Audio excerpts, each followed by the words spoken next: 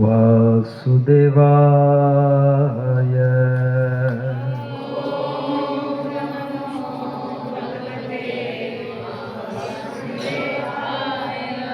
ॐ नमो भगवते वासुदेवाय।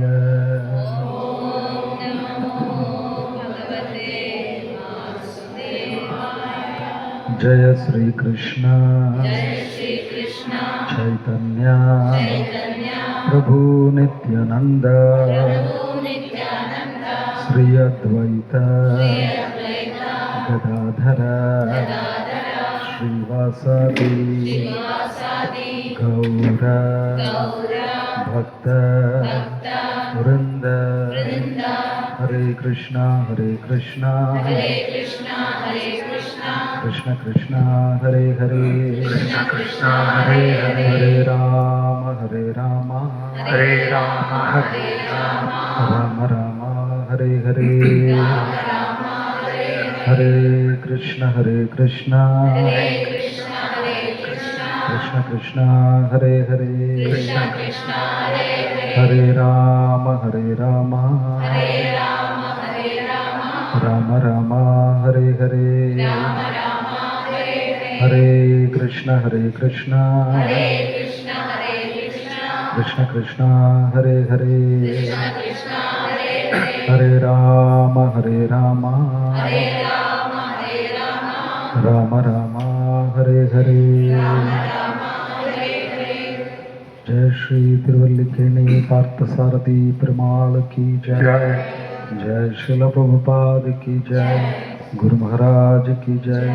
हरि ओम तत्सत। हरे कृष्णा। சர்வபாவன் பிரபுவுக்கு என் மேலே என்ன கடுப்புன்னு தெரியல. எல்லா வாட்டியும் உங்களுக்கு நல்ல பிரசாதம் போட்டுட்டு கிளாஸ் எடுக்க சொல்கிறாரு, அப்புறமா தூங்காதீங்கன்னு வேற சொல்கிறார். ಸರ್ವಪಾನ ಪ್ರಭುಗೆ ನಿಮ್ಮ ಮೇಲೆ ಏನು ಕೋಪ ಗೊತ್ತಿಲ್ಲ, ಹೊಟ್ಟೆ ತುಂಬ ಊಟ ಕೊಟ್ಬಿಟ್ಟು ಕ್ಲಾಸ್ ಮಾಡಿ ಅಂದರೆ ನಾನು ನಿದ್ದೆ ಮಾಡಬಾರ್ದು ಅಂತ ಹೇಳ್ತಾರೆ. நீங்கள் பசிச்சிருந்தாலே உங்களை தூங்காமல் கிளாஸ் எடுக்கிறது பெரிய கஷ்டம். நீங்கள் வேறு நல்லா சாப்பிட்ருக்கீங்க, இருந்தாலும் ட்ரை பண்ணுறேன். ஸோ இன்றைக்கி நம்ம போன திவ்ய தேசத்தோடைய பேர் ತಿರುವಲ್ಲಿಕೇಣಿ ಶ್ರೀ ಪಾರ್ಥಸಾರಥಿ ಪೆರುಮಾಳ್ ಕೋவில். ಇವತ್ತು ನಾವು ಹೋಗಿರೋ ದಿವ್ಯ ಕ್ಷೇತ್ರದ ಹೆಸರು ತಿರುವಲ್ಲಿಕೇಣಿ பார்த்தசாரதி தேவஸ்தானம். இந்த இடமே ரொம்ப மகிமை வாய்ந்தது. நிறைய புராணங்களில் இந்த இடத்த பற்றியே நிறைய ரெஃபரன்ಸಸ್ இருக்கு. ಬಹಳಷ್ಟು ಪುರಾಣಗಳಲ್ಲಿ ಈ ಜಾಗದ ಮಹತ್ವವನ್ನು ಹೇಳಲಾಗಿದೆ. ரொம்ப வருஷங்களுக்கு முன்னாடி ரிஷபானு அப்படின்னு ஒரு ராஜா இந்த இடத்த ஆண்டுட்டு இருந்தார். ಬಹಳ ವರ್ಷಗಳ ಹಿಂದೆ ரிஷபானு ಅನ್ನೋ ರಾಜ ಈ ಜಾಗವನ್ನು ಆಳ್ವಿಕೆ ಮಾಡ್ತಾ ಇದ್ದರು. அந்த ராஜாவுக்கு என்ன ஆசைன்னா அவருடைய தேசத்தை நல்ல வளனுள்ள நல்ல அழகான தேசமாக மாற்றணும் அப்படிங்கிற ஆசை. ಅವ್ರಿಗೆ ಆ ರಾಜನಿಗೆ ಏನು ಆಸೆ ಇತ್ತು ಅಂದರೆ ತಾನು ರಾಜ್ಯವಾಳ್ತಾ ಇರೋ ದೇಶವನ್ನು ಸಂಪದ್ಭರಿತವಾಗಿ ಮಾಡಬೇಕನ್ನೋ ಆಸೆ ಇತ್ತು. பழைய கால ராஜாக்களுக்கும் இந்த காலத்து ராஜாக்களுக்கும் என்ன வித்தியாசம்னா, இந்த காலத்து ராஜாக்கள் என் வீடு நல்லா இருக்கணும்னு நினைப்பாங்க, பழைய கால ராஜாக்கள் என் தேசமே நல்லா இருக்கணும்னு நினைப்பாங்க. ಇಂದಿನ ಕಾಲದ ಅರಸರಿಗೂ ಈ ಕಾಲದ ಅರಸರಿಗೂ ವ್ಯತ್ಯಾಸ ಏನು ಅಂತ ಹೇಳಿದ್ರೆ, ಈಗಿನ ಕಾಲದ ಅರಸರು ತಮ್ಮ ಕುಟುಂಬ ಚೆನ್ನಾಗಿರ್ಬೇಕು ಅಂತ ಯೋಚನೆ ಮಾಡ್ತಾರೆ, ಆದರೆ ಇಂದಿನ ಕಾಲದ ಅರಸರು ಇಡೀ ದೇಶವೇ ಚೆನ್ನಾಗಿರ್ಬೇಕು ಅಂತ ಆಲೋಚನೆ ಮಾಡ್ತಾ ಇದ್ದಾರೆ. அதனால தான் பழைய காலத்தில் க்ஷத்ரியர்களுக்கு எல்லா விதமான வசதிகளும் எல்லா விதமான காசு சம்பத்து ட்ரெஷரியுடைய இன்சார்ஜை அவங்க கையில் கொடுத்துருவாங்க. ஏன் தெரியுமா? ಇಂದಿನ ಕಾಲದ ರಾಜನಿಗೆ ಅವರ ಒಂದು ಕೋಶಾಗ್ರಹದ ಅಧಿಕಾರವನ್ನೇ ಅವ್ರ ಕೈ ಕೊಡ್ತಾ ಇದ್ರು. ಯಾಕೆ ಗೊತ್ತಾ? எதனால ட்ரெஷரி ரிச்சஸ் பேலஸ் எல்லா வசதிகளும் ஏன் ராஜாக்களுக்கு கொடுக்குறாங்க? ஏன்னா என் குடும்பம் நல்லா இருக்கணும், நான் எப்படியாவது சம்பாதிச்சிடணும், 4 வருஷம்தான் ராஜாவாக இருப்பேன், 5 வருஷம்தான் இருப்பேன், அதுக்கிடையில் நான் 7 தலைமுறைக்கு சம்பாதிச்சிடணும் அப்படின்னு எல்லாம் அவங்க ஆசைப்படவே வேண்டாம். உங்களுக்கு தேவைக்கு அதிகமாகவே இருக்குது. நீங்கள் நாட்டினுடைய நலத்தை பற்றி மட்டுமே கவலைப்பட்டா போகிறோம். அதுக்கு தான் அவங்களுக்கு அந்த அளவுக்கு அந்த ஆப்புலன்ஸ் கொடுத்துருந்தாங்க பழைய காலத்தில். ಯಾಕೆ ಕ್ಷತ್ರಿಯರಿಗೆ ರಾಜರಿಗೆ ಆ ರೀತಿ ಒಂದು ಅವಕಾಶವನ್ನು ಮಾಡಿಕೊಟ್ರು ಅಂದರೆ ಅವರು ಯಾವಾಗಲೂ ಅವರ ಕುಟುಂಬ ಚೆನ್ನಾಗಿರ್ಬೇಕು ಅಂತ ಯೋಚನೆ ಮಾಡ್ತಾ ಇರಲಿಲ್ಲ. ಇಡೀ ದೇಶದ ಜನ, ದೇಶದ ಪ್ರಜೆಗಳು ದೇಶ ಚೆನ್ನಾಗಿರ್ಬೇಕು ಅಂದ್ಬಿಟ್ಟು ಯೋಚನೆ ಮಾಡ್ತಾ ಇದ್ರು. ಅದಕ್ಕೆ ಎಲ್ಲ ಒಂದು ಇದನ್ನು ಅವ್ರ ಕೈಯಲ್ಲೇ ಇನ್ಚಾರ್ಜ್ ಕೊಟ್ಬಿಡ್ತಾ ಇದ್ರು. இப்போ இந்த ரிஷபானு மகாராஜுக்கு என்ன ஆசைன்னா, ரிஷப மகாராஜா அவருக்கு என்ன ஆசைன்னா, என்னுடைய தேசத்தை மாதிரி அழகான செழிப்பான இன்னொரு தேசம் இருக்கக்கூடாது, அந்த அளவுக்கு என் தேசம் முன்னுக்கு வரணும்னு அவர் ஆசைப்படுறாரு. ಈ ವೃಷಭ ಮಹಾರಾಜಿಗೆ ಏನು ಆಸೆ ಇತ್ತು ಅಂದರೆ, ನನ್ನ ದೇಶದ ಥರ ಸಂಪದ್ಭರಿತವಾಗಿ ಬೇರೆ ಯಾವುದೇ ದೇಶ ಇರಬಾರ್ದು ಅನ್ನೋ ಒಂದು ಚಿಂತನೆ ಅವ್ರಿಗಿತ್ತು. அதனால அவர் என்ன பண்ணுறாருன்னா, நான் ஒரு மனுஷன், நான் மட்டும் நினச்சா ஓரளவுக்கு தான் பண்ண முடியும். அதனால அவர் பிரம்மாவை நோக்கி தவம் பண்ணுறார். ವೃಷಭರಾಜನಿಗೆ ಏನು ಯೋಚನೆ ಬರ್ತದೆ ಅಂದರೆ, ನಾನು ಯೋಚನೆ ಮಾಡಿದ್ರೆ ಮಾತ್ರ ಇದು ಸಾಧ್ಯ ಇಲ್ಲ, ಇದ್ರು ದೇವರ ಅನುಗ್ರಹ ಕೂಡ ಬೇಕು ಅಂತ ಹೇಳ್ಬಿಟ್ಟು ಏನು ಮಾಡ್ತಾರೆ, ಬ್ರಹ್ಮದೇವರಿಗೋಸ್ಕರ ಅವರು ತಪಸ್ಸು ಮಾಡ್ತಾರೆ. இப்போ ரொம்ப வருஷம் தவம் பண்ணி பிரம்மா பிரத்யட்சமாகறாரு, என்ன வேணும்னு கேட்குறாரு.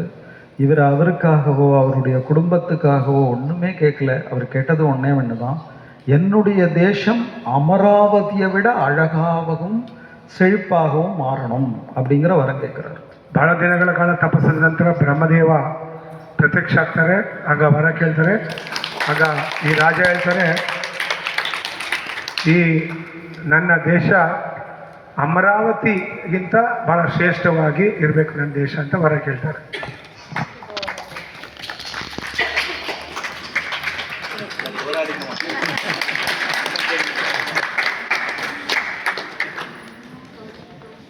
அமராவதினா எந்த தேசம் அது?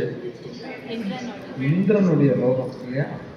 இந்திரலோகத்தை விட என்னுடைய தேசம் செழிப்பாகணும் அப்படின்னு அவர் கேட்குறாரு. பிரம்மாவும் ததாஸ்துங்கிறாரு. அப்போ அந்த தேசத்தையே மாற்றி அமைக்கிறதுக்காக பிரம்மா வந்து தேவ ಶಿಲ್ಪಿಯೇ ಅನುப்புறாரு இந்த ஊருக்கு. ಅಂದರೆ ಈ ರಾಜ ಬಂದ್ಬಿಟ್ಟು, ಅಂದರೆ ಇಂದ್ರನ ರಾಜ, ಅಮರಾವತಿಗಿಂತ ಚೆನ್ನಾಗಿರಬೇಕು ನನ್ನ ರಾಜ್ಯ ಅಂತ ಬೇಡ್ಕೊಡ್ತಾರೆ. ಅದನ್ನು ತಥಾಸ್ತು ಅಂತ ಬ್ರಹ್ಮದೇವ ಹೇಳ್ತಾರೆ. ಆಮೇಲೆ ಅದನ್ನು ಮಾಡೋದಕ್ಕೆ, ಸೃಷ್ಟಿ ಮಾಡೋದಕ್ಕೆ தேவசில்பியனே கழிஸ்தாரு இதனை சிருஷ்டி ಮಾಡೋದಕ್ಕೆ.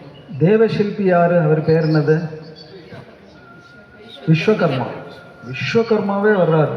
வந்து இந்த ஹோல் சிட்டியை அவர் மாற்றி அழகாக அமராவதி பட்டணமெல்லாம் தோற்று போகிற அளவுக்கு அழகாக கட்டி கொடுத்துட்றாரு.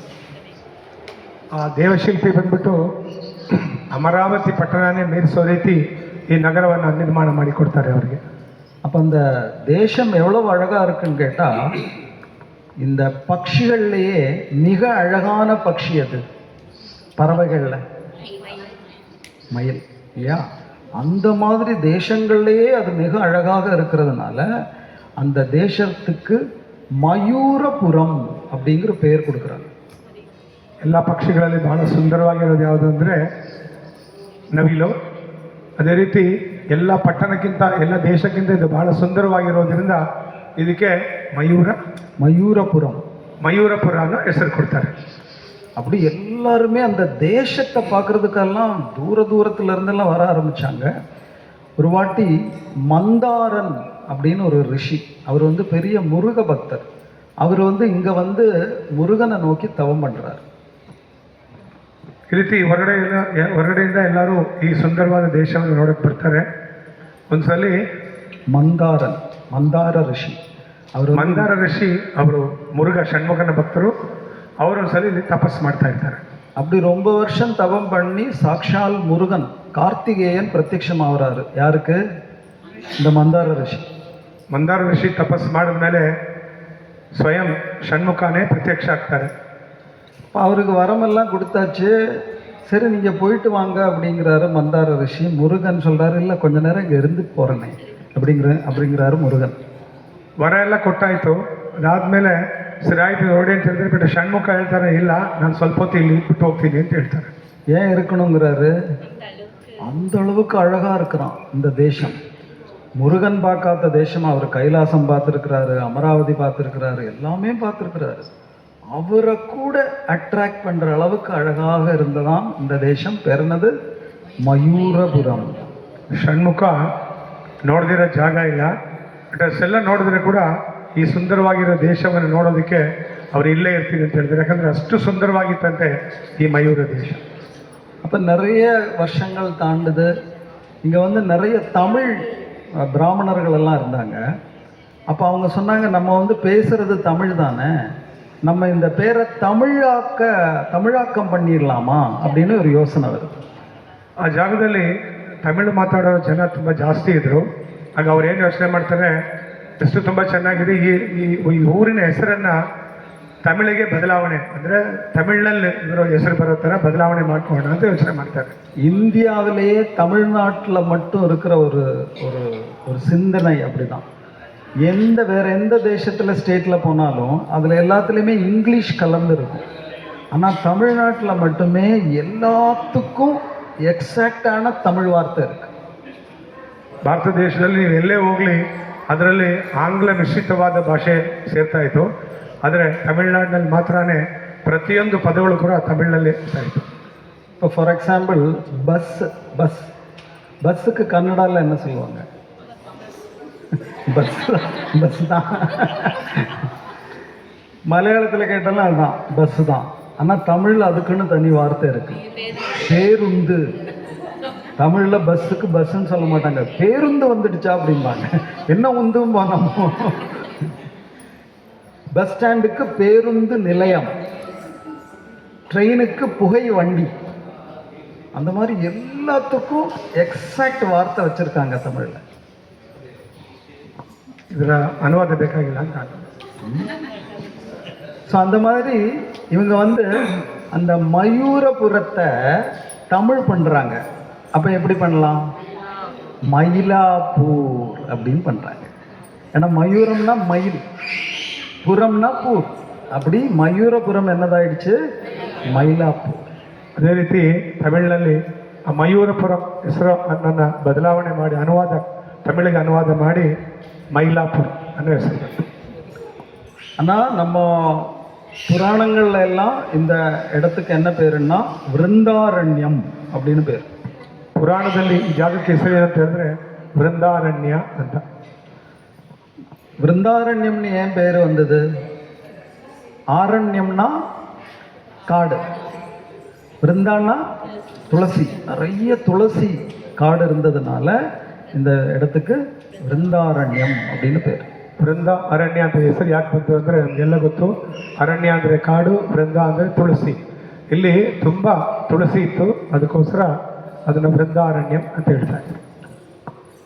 ஆனால் நீங்கள் திவ்ய தேசத்தோடைய லிஸ்ட்டில் பார்த்தா இந்த ஊருக்கு என்ன பேருன்னு கேட்டால் திருவல்லிக்கேணி, அதான் இந்த ஊரோட பேர். ಅಂದರೆ ದಿವ್ಯ ದೇಶದಲ್ಲಿ ಈ ಊರಿಗೆ ಹೆಸರು ಅಂತ ಹೇಳಿದ್ರೆ ತಿರುವಲ್ಲಿಕೇಣಿ ಅಂತ ಹೆಸರು. அது இங்கிலீஷ்காரன் சொல்லி சொல்லி சொல்லி அதை ட்ரிப்ளிகேன் பண்ணிட்டான். ಆಂಗ್ಲ ಭಾಷೆಯಲ್ಲಿ ಅದನ್ನು ಟ್ರಿಪ್ಲಿಕೇನ್ ಅಂತ ಮಾಡ್ಕೊಂಡ್ಬಿಟ್ರು. எங்கள் ஊரும் அப்படி தான். எங்கள் ஊரோடைய பேர், அழகான பேர் என்னன்னு கேட்டால் திரு ಅನಂತಪುರಂ. அவன் சொல்லி சொல்லி ட்ரிவாண்ட்ரம் ஆக்கிட்டான். ಪ್ರಭುಗಳ ಊರು ಕೂಡ ತಿರು ಅನಂತಪುರ ಅನ್ನೋ ಊರ ಹೆಸರು. ಇಂಗ್ಲೀಷರು ಮಾತಾಡೋದ್ರಲ್ಲಿ ಅದನ್ನು ட்ரிவாண்ட்ரம் ಮಾಡ್ಕೊಂಡ್ಬಿಟ್ರು. ஸோ திருவல்லிக்கேணின்னு பேர் ஏன் வந்ததுன்னா அல்லி மலர்கள் நிறைந்த ஊர். அல்லின்னா என்னது? தாமரை இல்லை, லில்லி, ஆம்பல் அப்படின்லாம் சொல்லுவாங்க. நிறைய அல்லி மலர்கள் நிறைந்த ஊரானதுனால இது திரு அல்லிக்கೇಣಿ. ಅಂದರೆ ತಿರು ಅಲ್ಲಿಕೇಣಿ ಅಂದರೆ ಅಲ್ಲಿ ಅಂದರೆ ಮೋಸ್ಟ್ಲಿ ಕನ್ನಡದಲ್ಲಿ ಸುಗಂಧರಾಜ ಇರ್ಬೋದು ಅನ್ಕೋತೀನಿ. ಸುಗಂಧರಾಜ ಅಲ್ವಾ? ಸುಗಂಧರಾಜ ಪುಷ್ಪಗಳು ಇಲ್ಲಿ ಸಿಕ್ಕಾಪಟ್ಟೆ ಇತ್ತಂತೆ. ಅದರಿಂದ ಅದನ್ನು ತಮಿಳಲ್ಲಿ ಅಲ್ಲಿ ಅಂತ ಹೇಳ್ತಾ ಇದ್ರು. ಅದಕ್ಕೆ ಅದರಿಂದ ಆ ಒಂದು ಹೆಸರು ಬಂದ್ಬಿಡ್ತೀವಿ ಅದಕ್ಕೆ.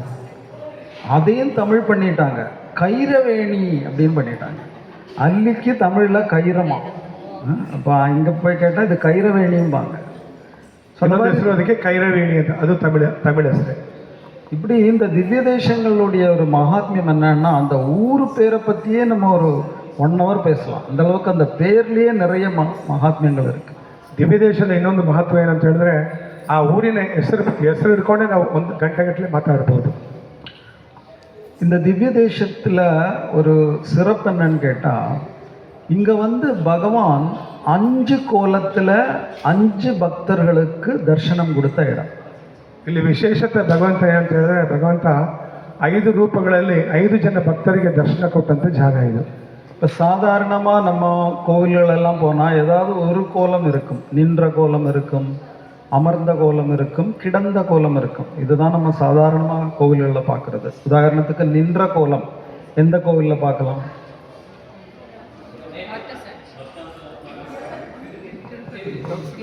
ரொம்ப ஃபேமஸான ஒரு கோவிந்தா பாலாஜி, அவர் நின்ற கோலம் தான். கிடந்த கோலம் எங்கள் ஊர் அனந்த பத்மநாப சுவாமி, அவர் படுத்துட்டே இருப்பார்.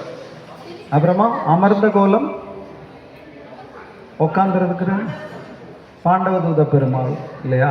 அப்புறம் திருப்பதி சாரம், திருவாழ் மார்பன், அப்படி அமர்ந்த கோலங்கள் எல்லாம் இருக்குது.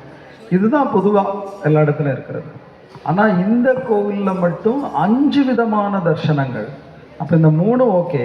4வது என்ன கோலம்? நடந்த ಕೋಲಂ. ಇಲ್ಲಿ ಪ್ರಧಾನವಾಗಿ ನೋಡಿದ್ರೆ 5 ವಿಧದ ಭಂಗಿಗಳಲ್ಲಿ ಭಗವಂತ ಇಲ್ಲಿ ದರ್ಶನ ಕೊಡ್ತಾರಂತೆ. ಸಾಧಾರಣವಾಗಿ ವಿಗ್ರಹ ನೋಡಿದ್ರೆ ನಿಂತ್ಕೊಂಡಿರ್ತದೆ, ಇಲ್ಲದ್ರೆ ಮಲ್ಕೊಂಡಿರ್ತದೆ, ಇಲ್ಲಾಂದ್ರೆ ಕುತ್ಕೊಂಡಿರ್ತದೆ. ಬಟ್ ಇಲ್ಲಿ 5 ರೀತಿಯಲ್ಲಿ ಭಗವಂತ ಇಲ್ಲಿ ದರ್ಶನ ಕೊಡ್ತಾರಂತೆ. 4ನೇದು நடந்த கோலம். ಇಲ್ಲಿ ನಡೆದಾಡೋ ರೀತಿಯಲ್ಲಿ ಭಗವಂತ ದರ್ಶನ ಕೊಟ್ಟರಂತೆ. சரி, 4வது நடந்த கோலம். 5வது என்னது? பரந்த கோலம். அப்படியும் ஒரு தர்சனம் இருக்கு பகவானுக்கு. பகவான் பறந்துட்டே தர்சனம் கொடுத்தாராம். ಇಲ್ಲಿ 5ನೇ ರೂಪ ಯಾವುದು ಅಂತ ಹೇಳಿದ್ರೆ ಭಗವಂತ ಹಾರ್ಕೊಂಡೆ ದರ್ಶನ ಕೊಟ್ಟರಂತೆ. அப்படி 5 விதமான தர்சனங்கள் ஒரே ஒரு கோவிலில் கொடுத்தது இந்த கோவிலில் தான். 5 ಈ ರೀತಿ 5 ರೀತಿಯಾದ ಆ ರೂಪದಲ್ಲಿ ದರ್ಶನ ಕೊಟ್ಟಿರೋ ಒಂದೇ ಒಂದು ದೇವಸ್ಥಾನ ನಾವು ಹೋದ್ರಲ್ಲ, ಅದು ಪಾರ್ಥಸಾರಥಿ ದೇವಸ್ಥಾನ. அதாவது மிந்தி வைகுண்டத்தில் பெருமாளும் லக்ஷ்மி தேவியும் இருக்கும்போது அவங்க இடையில பேச்சுவார்த்தை நடக்கும். ஊரில் எல்லாம் என்ன சமாச்சாரம் அப்படி இப்படி அவங்க எல்லாம் பேசிக்குவாங்க. அப்படி ஒரு நாள் பேசிகிட்டு இருக்கும்போது இவங்களுக்கு இடையில ஒரு பிரணய கலகம் வந்துடுச்சு. ಮೇಲೆ ವೈಕುಂಠದಲ್ಲಿ ವಿಷ್ಣು ಮತ್ತು ಲಕ್ಷ್ಮಿ ಇಬ್ಬರು ಮಾತಾಡ್ತಾ ಇರುವಾಗ ಅವರಿಬ್ಬರ ಮಧ್ಯೆ ಪ್ರಪಂಚದಲ್ಲಿ ಏನು ನಡೀತಾ ಇದೆ ಅಂತ ಈ ರೀತಿ ಮಾತುಕತೆ ನಡೀತಾ ಇರುವಾಗ ಪ್ರಣಯದ ರೂಪದಲ್ಲಿ ಕಲಹ ಬಂದ್ಬಿಡ್ತು ಇವರಿಬ್ಬರ ಮಧ್ಯೆ ಒಂದ್ಸತಿ. பிரணய கலகம் அப்படின்னா என்னது? கலகம்னா சண்டை, பிரணய கலகம்னா பிரணயம்னா அன்பு, அன்பின்பால் வந்த சண்டை. நம்ம எல்லாம் சண்டை போடுறது கோபத்தினால சண்டை போடுறோம் இல்லையா? ஆனால் லக்ஷ்மி தேவியும் பகவானும் சண்டை போடுவாங்க. ஆனால் எதனால சண்டை போடுவாங்க? அன்பினால சண்டை போடுவாங்க. ನಮ್ಮಲ್ಲಿ ನಾವೆಲ್ಲ ಕೋಪದಿಂದ ಜಗಳ ಮಾಡ್ಕೋತೀವಿ, ಆದರೆ ಲಕ್ಷ್ಮಿ ಮತ್ತು ನಾರಾಯಣ ಇಬ್ಬರು ಬಂದ್ಬಿಟ್ಟು ಪ್ರೇಮದಿಂದ ಇಬ್ಬರು ಜಗಳ ಮಾಡ್ಕೊಂಡ್ರಂತೆ. அப்படி சண்டை போட்டு லக்ஷ்மி தேவி சொன்னாங்க, நான் இங்கேயே எப்போ பாரு இருக்கிறதுனால தான் உங்களுக்கு என் மேலே ஒரு வேல்யூவே இல்லை. கொஞ்ச நாள் நான் உங்களை விட்டு போகிறேன், அப்போ தான் புரியும் என்னுடைய வேல்யூ அப்படின்னு அந்த அம்மா சண்டை போட்டுட்டு ಭೂಮಿಗೆ வந்துட்டாங்க.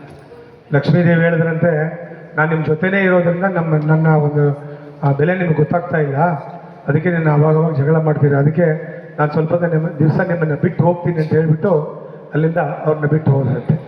நேராக பூமிக்கு விருந்தாரண்யத்தில் வந்தாங்க.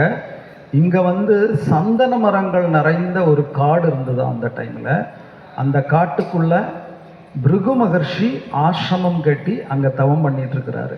அங்கே ஒரு சின்ன குழந்தையா ஒரு சந்தன மரத்துக்கு கீழே லக்ஷ்மி தேவி அவதாரம் பண்ணுறாங்க.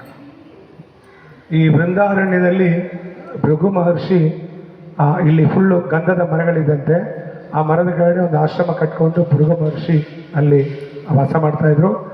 ಅಲ್ಲಿ ಒಂದು ಗಂಧದ ಮರದ ಕೆಳಗಡೆ ಒಂದು ಮಗುವಾಗಿ ಲಕ್ಷ್ಮೀ ದೇವಿ, ಯಾಕಂದರೆ ನಾನು ನಿಮ್ಮ ಜೊತೆ ಇರೋದ್ರಿಂದ ನನ್ನ ಬೆಲೆ ಗೊತ್ತಾಗ್ತಾ ಇಲ್ಲ ಅಂತ ಹೇಳ್ಬಿಟ್ಟು, ನಾನು ಇದ್ರೆ ನಿಮಗೆ ನನ್ನ ಬೆಲೆ ಗೊತ್ತಾಗ್ತದೆ ಅಂದ್ಬಿಟ್ಟು ಅಲ್ಲಿಂದ ಬಂದು ಮಗುವಾಗಿ ಭೃಗು ಮಹರ್ಷಿ ಆಶ್ರಮದಲ್ಲಿ ಮಗುವಾಗಿ ಹೋಗ್ತಾರೆ. அப்போ அந்த குழந்தைய பார்த்தா அந்த மகர்ஷிக்கு ரொம்ப பாசம் தோணி அவர் அந்த குழந்தைய தன்னுடைய மகளாக வளர்த்துறாரு.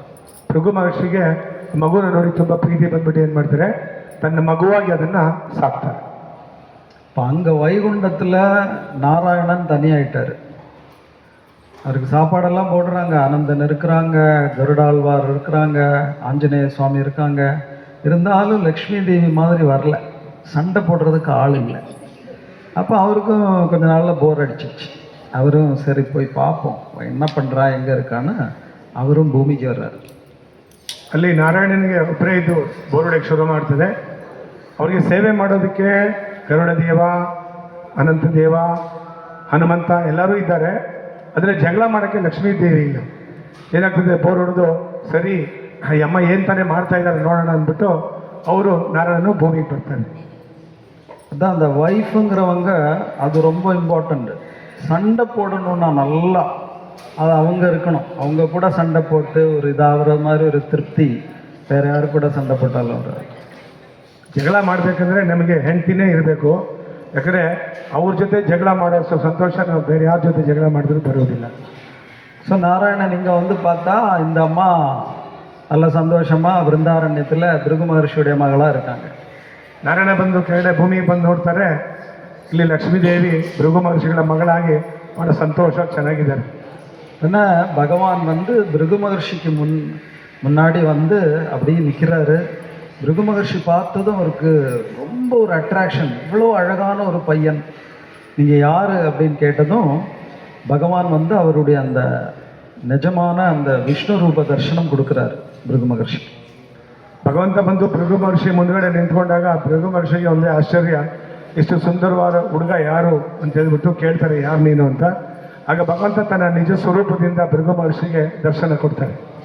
அது எப்படி தரிசனம் கொடுக்குறாருன்னா ರಂಗನಾಥ ಸ್ವಾಮಿಯ ಶಯನ ತಿರುಕೋಲத்தில் தரிசனம் கொடுக்குறாரு. ಯಾವ ರೀತಿ ದರ್ಶನ ಕೊಡ್ತಾರೆ ಅಂತ ಹೇಳಿದ್ರೆ, ಶ್ರೀರಂಗನಾಥನ ರೂಪದಲ್ಲಿ ಅಂದರೆ ಶಯನವಾಗಿರೋ ರೂಪದಲ್ಲಿ ಭೃಗು ಮಹರ್ಷಿಗೆ ದರ್ಶನ ಕೊಡ್ತಾರೆ.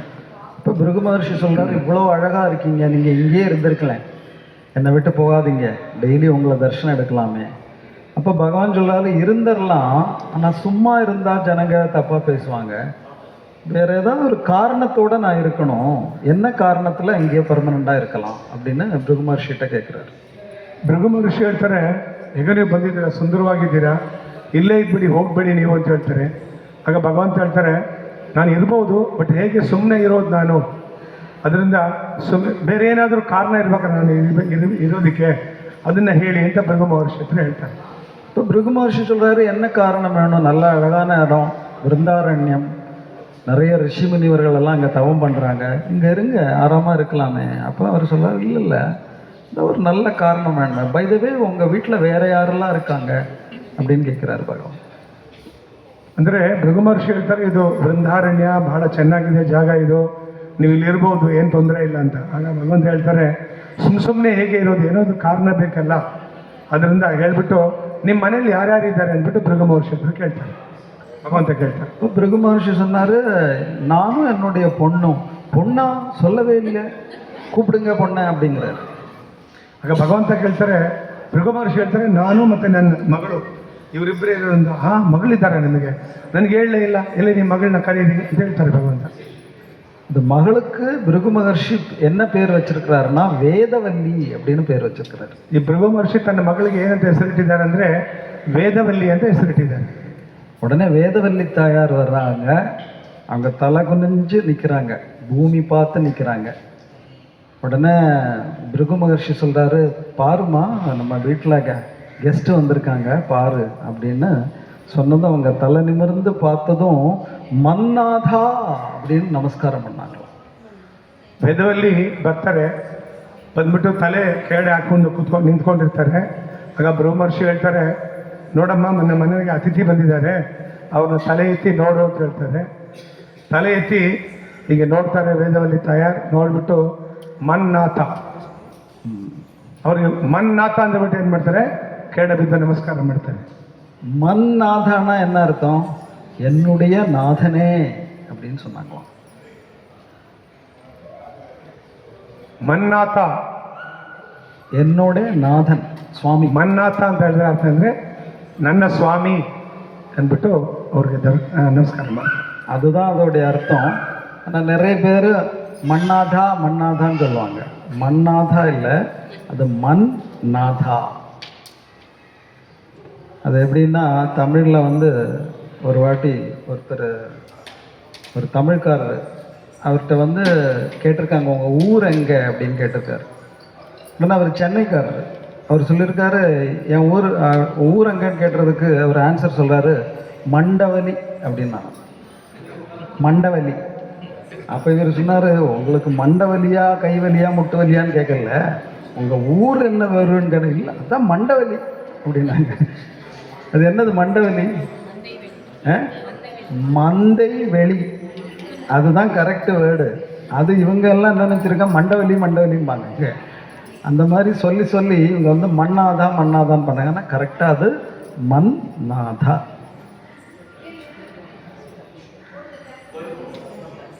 ಚೆನ್ನೈಯಲ್ಲಿ ಒಂದ್ಸಲಿ ಒಬ್ಬರನ್ನ ನಿಮ್ಮ ಊರು ಯಾವುದು ಅಂತ ಕೇಳ್ತಾರಂತೆ. ಮಂಡವಲಿ ಅಂದರೆ ತಲೆನೋವು, ಮಂಡೆ ನೋವು ಅಂತ ಹೇಳಿದ್ರಂತೆ. ಅವಾಗ ಅವ್ರು ಕೇಳಿದಂತೆ ನಿಮ್ಮ ತಲೆಗೆ ನೋವು ಮೈ ನೋವು ಬಗ್ಗೆ ಕೇಳಿದ, ನಿಮ್ಮ ಊರು ಯಾವ ಹೆಸರು ಏನು ಅಂತ ಹೇಳಿದ್ರೆ ಅವಾಗ ಹೇಳಿದ್ರೆ ಮಂಡವಲಿ. ಆ್ಯಕ್ಚುಲಿ ಊರ ಹೆಸರು ಮಂಡೈ ವೆಲಿ, ಅದನ್ನು ಅವರು ಮಂಡವಲಿ ಮಂಡವಲಿ. மந்தை வெளி, வெளின்னா ஓப்பன் ஸ்பேஸ். மந்தைன்னா எல்லாரும் சேர்ற இடம், அதான் அதுக்கு தான் மந்தை வெளி.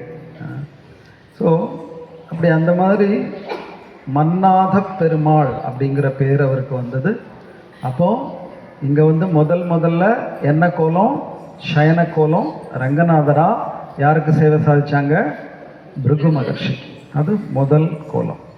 ಅಂದರೆ ಮೊದಲನೇ ದರ್ಶನ ಇಲ್ಲಿ ಭೃಗು ಮಹರ್ಷಿಗೆ ಶಯನ ರೂಪದಲ್ಲಿ ದರ್ಶನ ಕೊಡ್ತಾರೆ.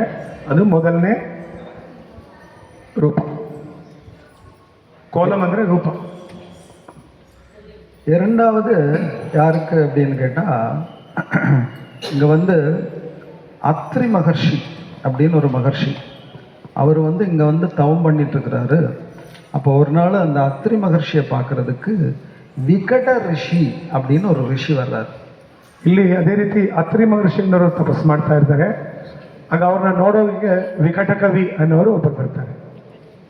இப்போ இந்த விகட ரிஷி வந்ததும் கேட்குறாங்க நீங்கள் எங்கேருந்து வர்றீங்க அப்படின்னு கேட்டப்போ, நான் கங்கா நதிக்கரையிலேருந்து வரேன், அங்கே வந்து நாங்கள் நிறைய தவம் பண்ணிகிட்டு இருந்தோம், இங்கே வந்திருக்கேன் உங்களை பார்க்குறதுக்கு, என்ன விஷயம் அப்படின்னு கேட்குறாரு அத்ரி மகர்ஷி.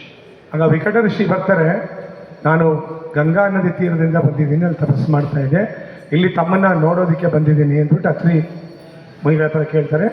ಅತ್ರಿ ಮುನಿ ಕೇಳ್ತಾರೆ ಏನು ವಿಶೇಷ, ಏನು ವಿಷಯ ಅಂತ ಕೇಳ್ತಾರೆ.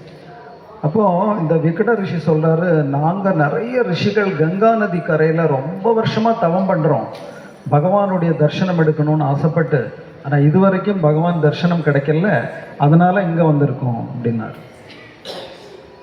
ವಿಕಟ ಋಷಿ ಹೇಳ್ತಾರೆ, ಅಲ್ಲಿ ಭಗವಂತನ ನೋಡೋದಕ್ಕೆ ನಾವು ತಪಸ್ಸಿದ್ರಿ, ಬಟ್ ಭಗವಂತನ ದರ್ಶನ ಸಿಗಲಿಲ್ಲ, ಅದ್ರಿಗೆ ನಾವು ಭಗವಂತನ ನೋಡೋದಕ್ಕೆ ಇಲ್ಲಿ ಬಂದಿದ್ದೀರಿ ಅಂತ ಹೇಳ್ತಾರೆ. அப்போ இவர் கேட்குறாரு, இங்கே வந்தால் எப்படி தரிசனம் கிடைக்கும்? என்னுடைய சிக்ஷா குரு ஒருத்தர் இருக்கார் மாரீச்ச ரிஷி அப்படின்ட்டு, அவர் சொன்னார் விருந்தாரண்யத்தில் போனால் உனக்கு தர்சனம் ஈஸியாக கிடைக்கும், அங்கே வந்து அத்ரி ரிஷி தவம் பண்ணிட்டு இருக்கிறாரு, அவர்கிட்ட போ உனக்கு ஈஸியாக தர்சனம் கிடைக்கும்னு சொல்லியிருக்காங்க, அதனால நான் இங்கே வந்தேன்னு அவர் இங்கே விருந்தாரண்யத்துக்கு வர்றாரு. ನನಗೆ ಮಾರೀಚ ಋಷಿ ಅನ್ನೋರು ಹೇಳಿದ್ದಾರೆ, ಇಲ್ಲಿ ವೃಂದಾ ಅರಣ್ಯದಲ್ಲಿ ಹೋದರೆ ಭಗವಂತನ ದರ್ಶನ ಸಿಗ್ತದೆ ಅಂತ ಹೇಳಿದ್ದಾರೆ, ಅದಕ್ಕೋಸ್ಕರ ಇಲ್ಲಿ ದರ್ಶನ ಸಿಗ್ಬೋದು ಅಂತ ನಾನು ಇಲ್ಲಿ ಬಂದಿದ್ದೀನಿ ಅಂತ ಹೇಳ್ತಾರೆ. அப்போ அவர் சொல்கிறாரு, அது எப்படி உனக்கு இங்கே எப்படி ஈஸியாக தரிசனம் கிடைக்கும்? இல்லை, இந்த விருந்தாரண்யத்துக்கு அப்படி ஒரு மகாத்மியம் இருக்குது, இங்கே ஈஸியாக தரிசனம் கிடைக்கும், நானும் உங்கள் கூட உட்காந்து தவம் பண்ணுறேன் அப்படின்னு அவர் உட்காந்து தவம் பண்ணுறாரு. அப்படி கூடிய சீக்கிரத்திலேயே பகவான் வந்து ஒரு நாள் பார்த்தா ஒரு புஷ்பக விமானம் ஆகாயத்திலேருந்து வருது. ವಿಕಟ ಋಷಿ ಬಂದ್ಬಿಟ್ಟು ಇಲ್ಲಿ ಕೂತ್ಕೊಂಡು ತಪಸ್ಸು ಮಾಡ್ತಾರೆ. ತಪಸ್ಸು ಮಾಡುವಾಗ ಆಕಾಶದಲ್ಲಿ ಪುಷ್ಪಕ ವಿಮಾನದಲ್ಲಿ ಒಂದು ಪುಷ್ಪಕ ವಿಮಾನ ಮೇಲೆ ಬರ್ತಾ ಇರ್ತದೆ. அங்கே பார்த்தா அந்த புஷ்பக விமானத்தில் ஜெகஜோதியா தேஜஸ்வியா ஒருத்தர் உட்கார்ந்து இருக்கிறாரு. உட்கார்ந்து தரிசனம் கொடுக்கிறவர் யாரு?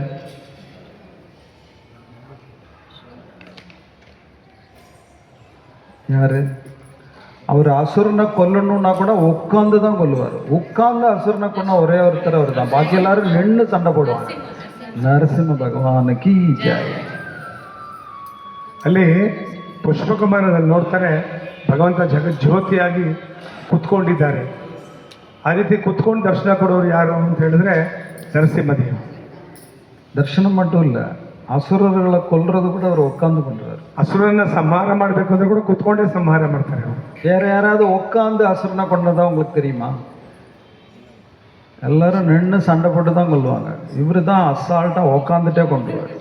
அவருக்கு ஆயுதம் கூட வேண்டாம், அப்படியே நெயிலெல்லாம் நல்லா பாலிஷ் பண்ணி வச்சிருக்கிறாரு. ஒரு கிளி கிழிச்சிட்டா அசுர வேலை முடிச்சது.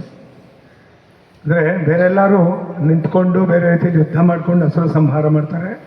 ಆದರೆ ನರಸಿಂಹದೇವರು ಮಾತ್ರನೇ ತನ್ನ ಕೈಯಲ್ಲಿ ಯಾವುದೇ ಆಯುಧಗಳಿಲ್ದಿರ ತನ್ನ ಕೈಯಲ್ಲಿರೋ ಬೆರಳನ್ನು ಚೂಪ್ ಮಾಡಿಕೊಂಡು ಅದರಿಂದ ಕುತ್ಕೊಂಡಿರೋ ಜಾಗದಲ್ಲಿ ಹಸುರನ್ನ ಸಂಹಾರ ಮಾಡ್ತಾರೆ.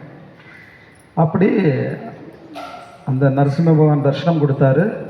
அப்புறமா சொன்னார், வாங்க புஷ்ப விமானத்தில் ஏறுங்க, நான் உங்களை வைகுண்டத்துக்கு அழைச்சிட்டு போகிறேன் அப்படின்னு சொன்னதும் அத்ரி மகர்ஷி சொன்னாராம், நான் மட்டும் வர முடியாது, என் கூட ஒருத்தர் இருக்கிறாரு ஃப்ரெண்டு, அவரையும் கூட்டிகிட்டு போகலாமா அப்படின்னு கேட்குறாரு. ದರ್ಶನ ಕೊಟ್ಟ ಮೇಲೆ ಭಗವಂತ ಹೇಳ್ತಾರಂತೆ ಅತ್ರಿ ಮಹರ್ಷಿ ಹತ್ರ, ಬನ್ನಿ ನಾವು ವೈಕುಂಠಕ್ಕೆ ಕರ್ಕೊಂಡು ಹೋಗ್ತಿದ್ದ. ಆಗ ಅತ್ರಿ ಮಹರ್ಷಿ ಹೇಳ್ತಾರಂದ್ರೆ, ನಾನು ಮಾತ್ರ ಇಲ್ಲ, ನನ್ನ ಜೊತೆ ಇನ್ನೊಬ್ರು ಇದ್ದಾರೆ, ಅವ್ರನ್ನೂ ಕರ್ಕೊಂಬರ್ಬೇಕು ಅಂತ ಹೇಳ್ತಾರೆ.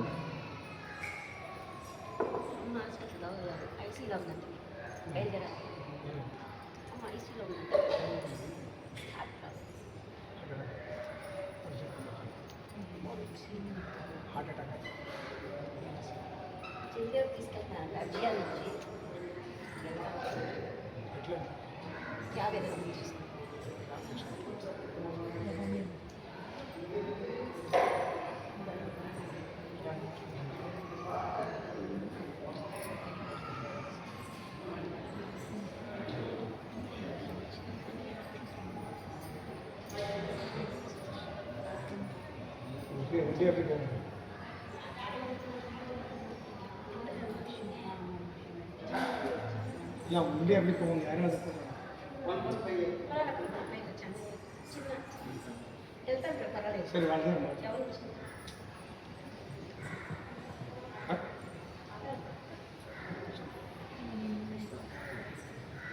చూసుకుంటారు సార్. ஹரே கிருஷ்ணா. கங்கா சரவை பாவனி மாதாஜி அவங்க அம்மாவுக்கு ஹார்ட் அட்டாக் ஹாஸ்பிட்டல் அட்மிட் பண்ணியிருக்காங்களா ஜெயதேவால.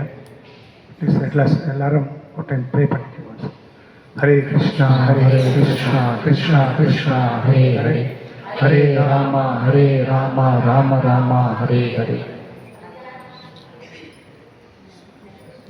ஓகே, அப்போது அந்த அவர் சொல்கிறாரு, என்னுடைய ஃப்ரெண்டு இருக்கிறாரு. ஃப்ரெண்டு யார்? விகட ரிஷி, அவரையும் கொண்டு போகணும் அப்படின்ட்டார். ಭಗವಾನ್ ಅತ್ರಿ ಮಹರ್ಷಿನ ಕರೆಯುವಾಗ ಅತ್ರಿ ಮಹರ್ಷಿ ಹೇಳ್ತಾರಂತೆ, ನಾನು ಮಾತ್ರ ಇಲ್ಲ, ನನ್ನ ಫ್ರೆಂಡ್ ಒಬ್ಬರಿದ್ದಾರೆ ವಿಕಟ ಋಷಿ ಅಂತ, ಅವ್ರನ್ನೂ ಕರ್ಕೊಂಡು ಹೋಗ್ಬೇಕು ಅಂತ ಹೇಳ್ತಾರಂತೆ. இப்போ இதுதான் வைஷ்ணவர்களுடைய அந்த ஒரு சுபாவம் அப்படின்னு சொல்கிறது. நான் மட்டும், எனக்கு மட்டும் எல்லா ஆசீர்வாதம் அப்படின்னு வைஷ்ணவர்கள் நினைக்க மாட்டாங்க. யாம் பெற்ற இன்பம் வையகம் காண்க, எனக்கு கிடைச்ச எல்லா ஆசீர்வாதங்களும் எல்லாருக்கும் கிடைக்கணும் அப்படின்னு ஆசைப்படுறவங்க தான். அதாவது இப்போ நீங்கள் கோவிலெல்லாம் கவனிச்சிருப்பீங்க, இப்போ கோவிலில் இருக்கும்போது பிரசாதம் எல்லாம் கொடுப்பாங்க. அப்போ மற்றவங்கெல்லாம் பார்த்தீங்கன்னா அவங்க தனியாக வந்து அவங்க சாப்பிட்ருவாங்க, இல்லை ஏதாவது மனைவி மக்கள் இருந்தாங்கன்னா அவங்களுக்கு கொடுப்பாங்க. ஆனால் டிவோட்டிஸ் என்ன பண்ணுவாங்க, மேக்சிமம் எல்லாருக்கும் டிஸ்ட்ரிபியூட் பண்ணுவாங்க இல்லையா? அப்போ இதுதான் பக்தர்களுடைய லட்சணம். அப்போ அந்த ரிஷியும் சொல்கிறாரு, அவரையும் கூட்டிகிட்டு போகணும் அப்படிங்கிறாரு. இந்த வைஷ்ணவರ ಭಕ್ತರ ಗುಣ ಯಾವ ರೀತಿ ಅಂದರೆ ಅದೇ ಭಕ್ತರ ಗುಣ. ಅಂದರೆ ಎಲ್ಲವನ್ನ ತಾನು ಮಾತ್ರ ಅನುಭವಿಸಬಾರ್ದು, ಎಲ್ಲರಿಗೂ ಅದನ್ನು ಹಂಚಬೇಕು ಅನ್ನೊಂದು ಗುಣ ವೈಷ್ಣವರಲ್ಲಿ ಇರ್ತದೆ. ಈಗ ದೇವಸ್ಥಾನಕ್ಕೆ ಹೋಗೋ ಕೂಡ ಅಲ್ಲಿ ಪ್ರಸಾದ ಎಲ್ಲ ಕೊಡ್ತಾರೆ. ಕೆಲವರು ಏನು ಮಾಡ್ತಾರೆ, ನಾರ್ಮಲ್ ಅದನ್ನು ತಗೊಂಡು ಅವ್ರು ತಿಂದ್ಬಿಡ್ತಾರೆ, ಇಲ್ಲ ಅವ್ರ ಜೊತೆ ಬಂದಿರೋ ಫ್ಯಾಮಿಲಿ ಜನಕ್ಕೆ ಹಂಚ್ತಾರೆ. ಬಟ್ ಭಕ್ತರು ಅದನ್ನು ತಗೊಂಡ್ರೆ ಏನು ಮಾಡ್ತಾರೆ, ಮ್ಯಾಕ್ಸಿಮಮ್ ಎಷ್ಟು ಜನಕ್ಕೆ ಅದನ್ನು ಹಂಚಕ್ಕಾಗ್ತದೋ ಅಷ್ಟು ಜನಕ್ಕೆ ಹಂಚಿ ಅದನ್ನು ತಿಂತಾರೆ. ಅದೇ ರೀತಿಯೇ ಇಲ್ಲಿ ಅತ್ರಿ ಮನೆ ಕೂಡ ನಾನು ಮಾತ್ರ ಬರೋದಿಲ್ಲ, ನನ್ನ ಸ್ನೇಹಿತರಾದ ವಿಕಟ ಋಷಿ ಇದ್ದಾರೆ, ಅವರು ನಿಮ್ಮ ಜೊತೆ ಕರ್ಕೊಂಡ್ಬರ್ಬೇಕು ಅಂತ ಕೇಳ್ಕೊಡ್ತಾರೆ. இதே மாதிரி ஒருத்தருக்கு பெரிய பக்தர், அவருக்கும் சொர்க்கத்துக்கு போகிறதுக்கு ஃப்ளைட் வந்தது. ஆனால் அவர் சொன்னார், நான் மட்டும் வரமாட்டேன், என் கூட ஒரு நாய்க்குட்டியும் கொண்டு போகணுன்னாரு. யார் அது? யார்? ಧರ್ಮಪುತ್ರ. ಅದೇ ರೀತಿ ಅವ್ರನ್ನ ಕರ್ಕೊಂಡು ಹೋಗೋದಕ್ಕೆ, ಒಬ್ಬ ಭಕ್ತರನ್ನ ಕರ್ಕೊಂಡು ಹೋಗೋದಕ್ಕೆ ಪುಷ್ಪಭಂಗವನ ಬಂದಾಗ, ನಾನು ಮಾತ್ರ ಬರೋದಿಲ್ಲ, ನನ್ನ ಜೊತೆ ನಾಯಿ ಇದೆ, ಅದನ್ನು ಕರ್ಕೊಂಡು ಹೋಗ್ಬೇಕು ಅಂತ ಹೇಳಿದ್ರಂತೆ. ಯಾರು ಅಂತ ಹೇಳಿದ್ರೆ ಧರ್ಮರಾಜ. ஆனால் நரசிம்ம பகவான் எப்படின்னா, உங்களுக்காக மட்டும் இல்லைன்னா என் ஃப்ரெண்டு என் ஃபேமிலின்னு மட்டும் கேட்டால் அது மட்டும் கொடுக்க மாட்டாராம். எல்லாருக்கும் சேர்த்து டிக்கெட் கொடுத்துருவாராம். அதனால நரசிம்ம பகவான் என்ன சொன்னாராம், ஏன் உங்கள் ஃப்ரெண்டை மட்டும் கூப்பிட்றீங்க, இந்த ஏரியாவில் யார் யார் உட்காந்து தவம் பண்ணுறாங்களோ எல்லாத்தையும் ஃப்ளைட்டில் யாரை சொல்லுங்கள் போயிடலாம் அப்படின்னாராம். ನರಸಿಂಹದೇವರು ಹೇಳ್ತಾರಂತೆ, ಯಾಕೆ ನಿಮ್ಮ ಫ್ರೆಂಡ್ ಮಾತ್ರ ಇಲ್ಲಿ ಈ ಸುತ್ತಮುತ್ತಲಲ್ಲಿ ಯಾರ್ಯಾರು ಕೂತ್ಕೊಂಡು ತಪಸ್ಸು ಮಾಡ್ತಾ ಇದ್ದಾರೆ ಅವರೆಲ್ಲರನ್ನೂ ಕರೀರಿ, ಎಲ್ಲರೂ ಈ ವಿಮಾನದೆಲ್ಲ ಹೋಗ್ಬೋದು ಅಂತ ಹೇಳ್ತಾರೆ. அதனால தான் நம்ம பக்தி பண்ணும்போது தனியாக பண்ணக்கூடாது, இந்த மாதிரி கூட்டமாக கும்பலாக 70 பேரோட பண்ணணும். ಅದಕ್ಕೆ ನಾವು ಭಕ್ತಿ ಮಾಡುವಾಗ ಒಬ್ಬರೇ ಮಾಡಬಾರ್ದು, ಜೊತೆಯಲ್ಲಿರೋ 70 ಜನ ಸೇರ್ಕೊಂಡು ಮಾಡಬೇಕು. ஏன்னா இப்போ நம்ம கோலோகத்துக்கு வைகுண்டத்துக்கு போகிறோமோ இல்லையோ, கௌரவரி பிரபு போகும்போது சொல்லிடுவார், கூட ஒரு 120 பேர் இருக்காங்க, அதுக்கு என்ன ஏறுன்றாருன்னு. ಅದಕ್ಕೆ ಪ್ರಭು ಹೇಳ್ತಾ ಇದ್ದಾರೆ, ನಾವು ಮಾತ್ರ ಹೋಗೋದಲ್ಲ, ಪ್ರಭು ಹೋಗುವಾಗ ಪ್ರಭು ಹೇಳ್ತಾರಂತೆ ಅವ್ರ ಹತ್ರ, ನನ್ನ ಜೊತೆ ಒಂದು 70 ಜನ ಇದ್ದಾರೆ, ಅವ್ರನ್ನ ಕರ್ಕೊಂಡು ಹೋಗಿ ಅಂತ. அப்படி சொல்றது. அப்போ இது ரொம்ப முக்கியமான விஷயம். நம்ம பக்தர்கள் கூட இருக்கும்போது நமக்கு அவங்களுடைய புண்ணியமும் நமக்கு கொஞ்சம் கிடைக்கும். நம்மளுடைய புண்ணியம் மட்டும் இல்லை, அது நாரோட பூவோட சேர்ந்து நாரும் மணக்கும் அப்படின்னு சொல்கிற மாதிரி. ಅಂದರೆ ಭಕ್ತರ ಜೊತೆ ನಾವಿದ್ರೆ ಆ ಭಕ್ತರ ಒಂದು ಎಷ್ಟೋ ಪುಣ್ಯಗಳು ನಮಗೂ ಸಿಗ್ತದೆ. ಹೇಳ್ತಾರಲ್ಲ, ಹೂವಿಂದ ಏನು ಹೇಳ್ತಾರೆ ಅದು,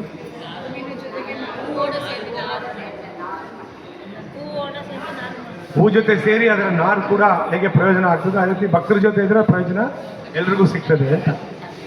ಎಲ್ರಿಗೂ ಅರ್ಥ ಆಯ್ತಲ್ಲ, ಸಾಕು ಬಿಡಿ.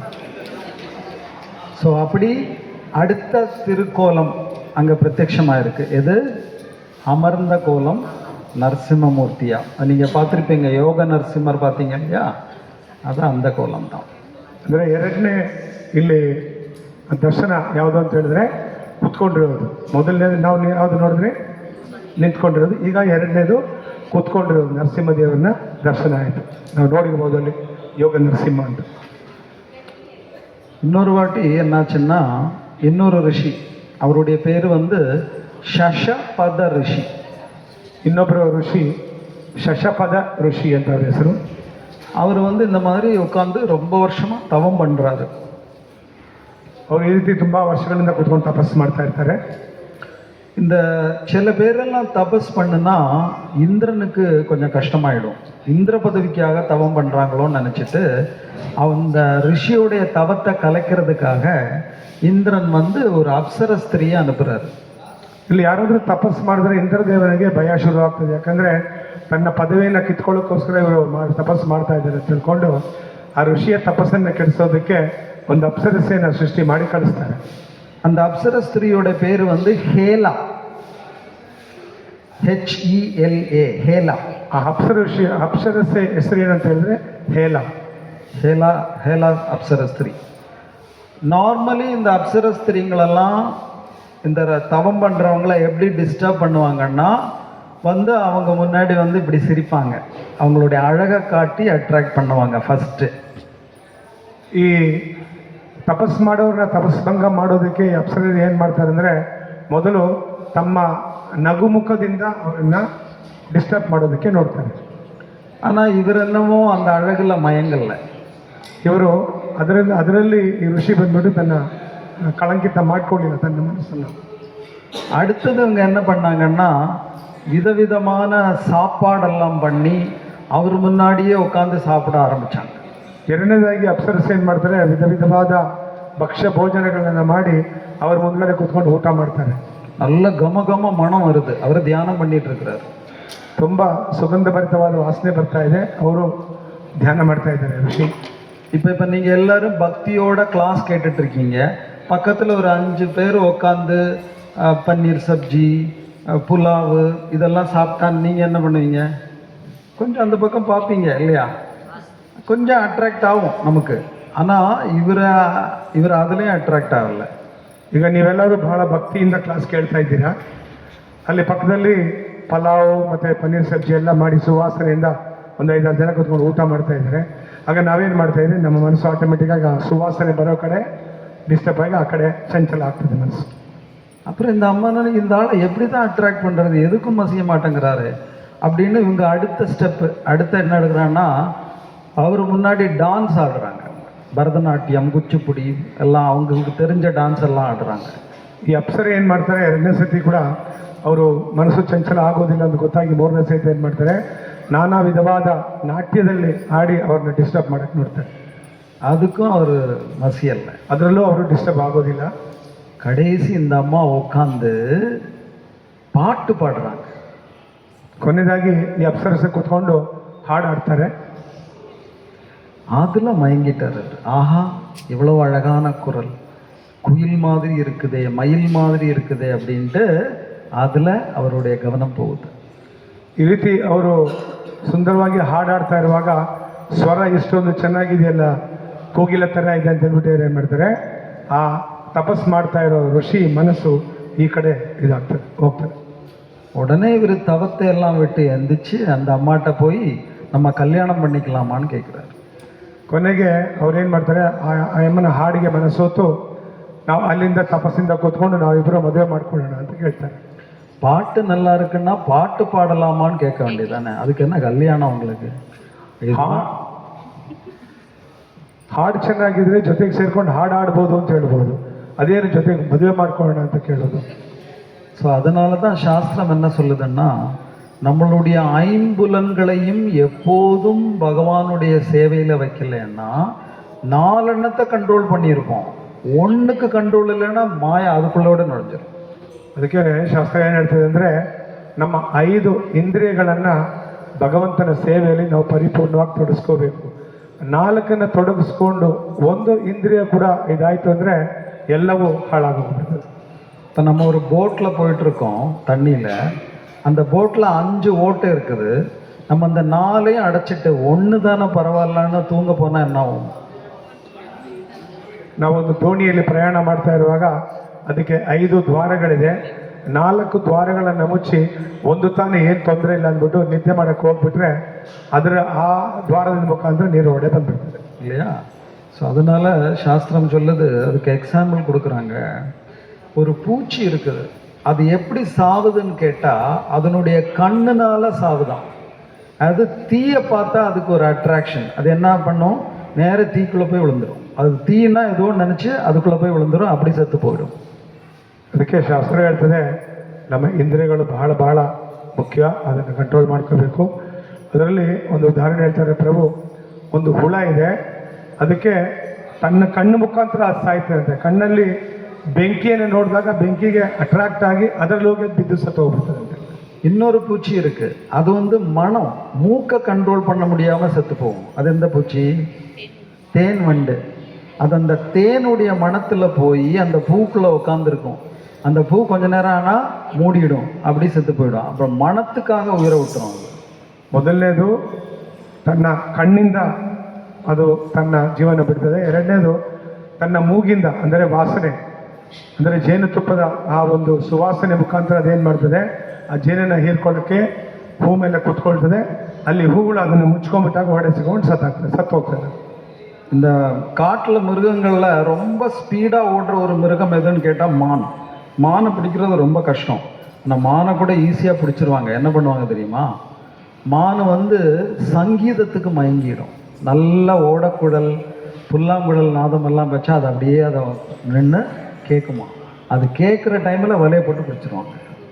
ಅದೇ ರೀತಿ ಕಾಡಿನಲ್ಲಿ ನೋಡಿದ್ರೆ ಬಹಳ ಸ್ಪೀಡಾಗಿ ಓಡೋ ಪ್ರಾಣಿ ಯಾವುದು ಅಂತ ಹೇಳಿದ್ರೆ ಜಿಂಕೆ. ಆ ಜಿಂಕೆಯನ್ನು ಕೂಡ ಯಾವ ರೀತಿ ಹಿಡಿತಾನೆ ಅಂದರೆ ಸಂಗೀತದ ಮುಖಾಂತರ. ಅದಕ್ಕೆ ಬಹಳ ಕಿವಿಗೆ ಇಂಪಾದ ಆ ನಾದದ ಕೊಳ್ಳಲ ನಾದ ಇವೆಲ್ಲ ಕೇಳಿದಾಗ ಅದು ಆಟೋಮೆಟಿಕ್ ಒಂದು ಕಡೆ ನಿಂತ್ಕೊಂಡ್ಬಿಡ್ತದೆ. ಆಗ ಬಲೆ ಹಾಕಿ ಅದನ್ನು ಹಿಡಿದು ಬಿಡ್ತಾನೆ. இந்த மாதிரி மீனை எப்படி பிடிக்கிறாங்க? மீன் பெரிய கடலில் நதியில் நல்ல சந்தோஷமாக விளையாடிட்டு இருக்குது, நீச்சல் அடிச்சிட்டு இருக்கு. ஆனால் அதை எப்படி பிடிக்கிறாங்க? நாக்கு. ஒரு இத்தனோண்டு ஒரு புழுவை தூண்டிலில் போட்டு தண்ணியில் போடுறாங்க. அது டேஸ்ட்டுக்கு ஆசைப்பட்டு அது போய் அதை குடிக்குது, அது உயிரை விட்டுறது.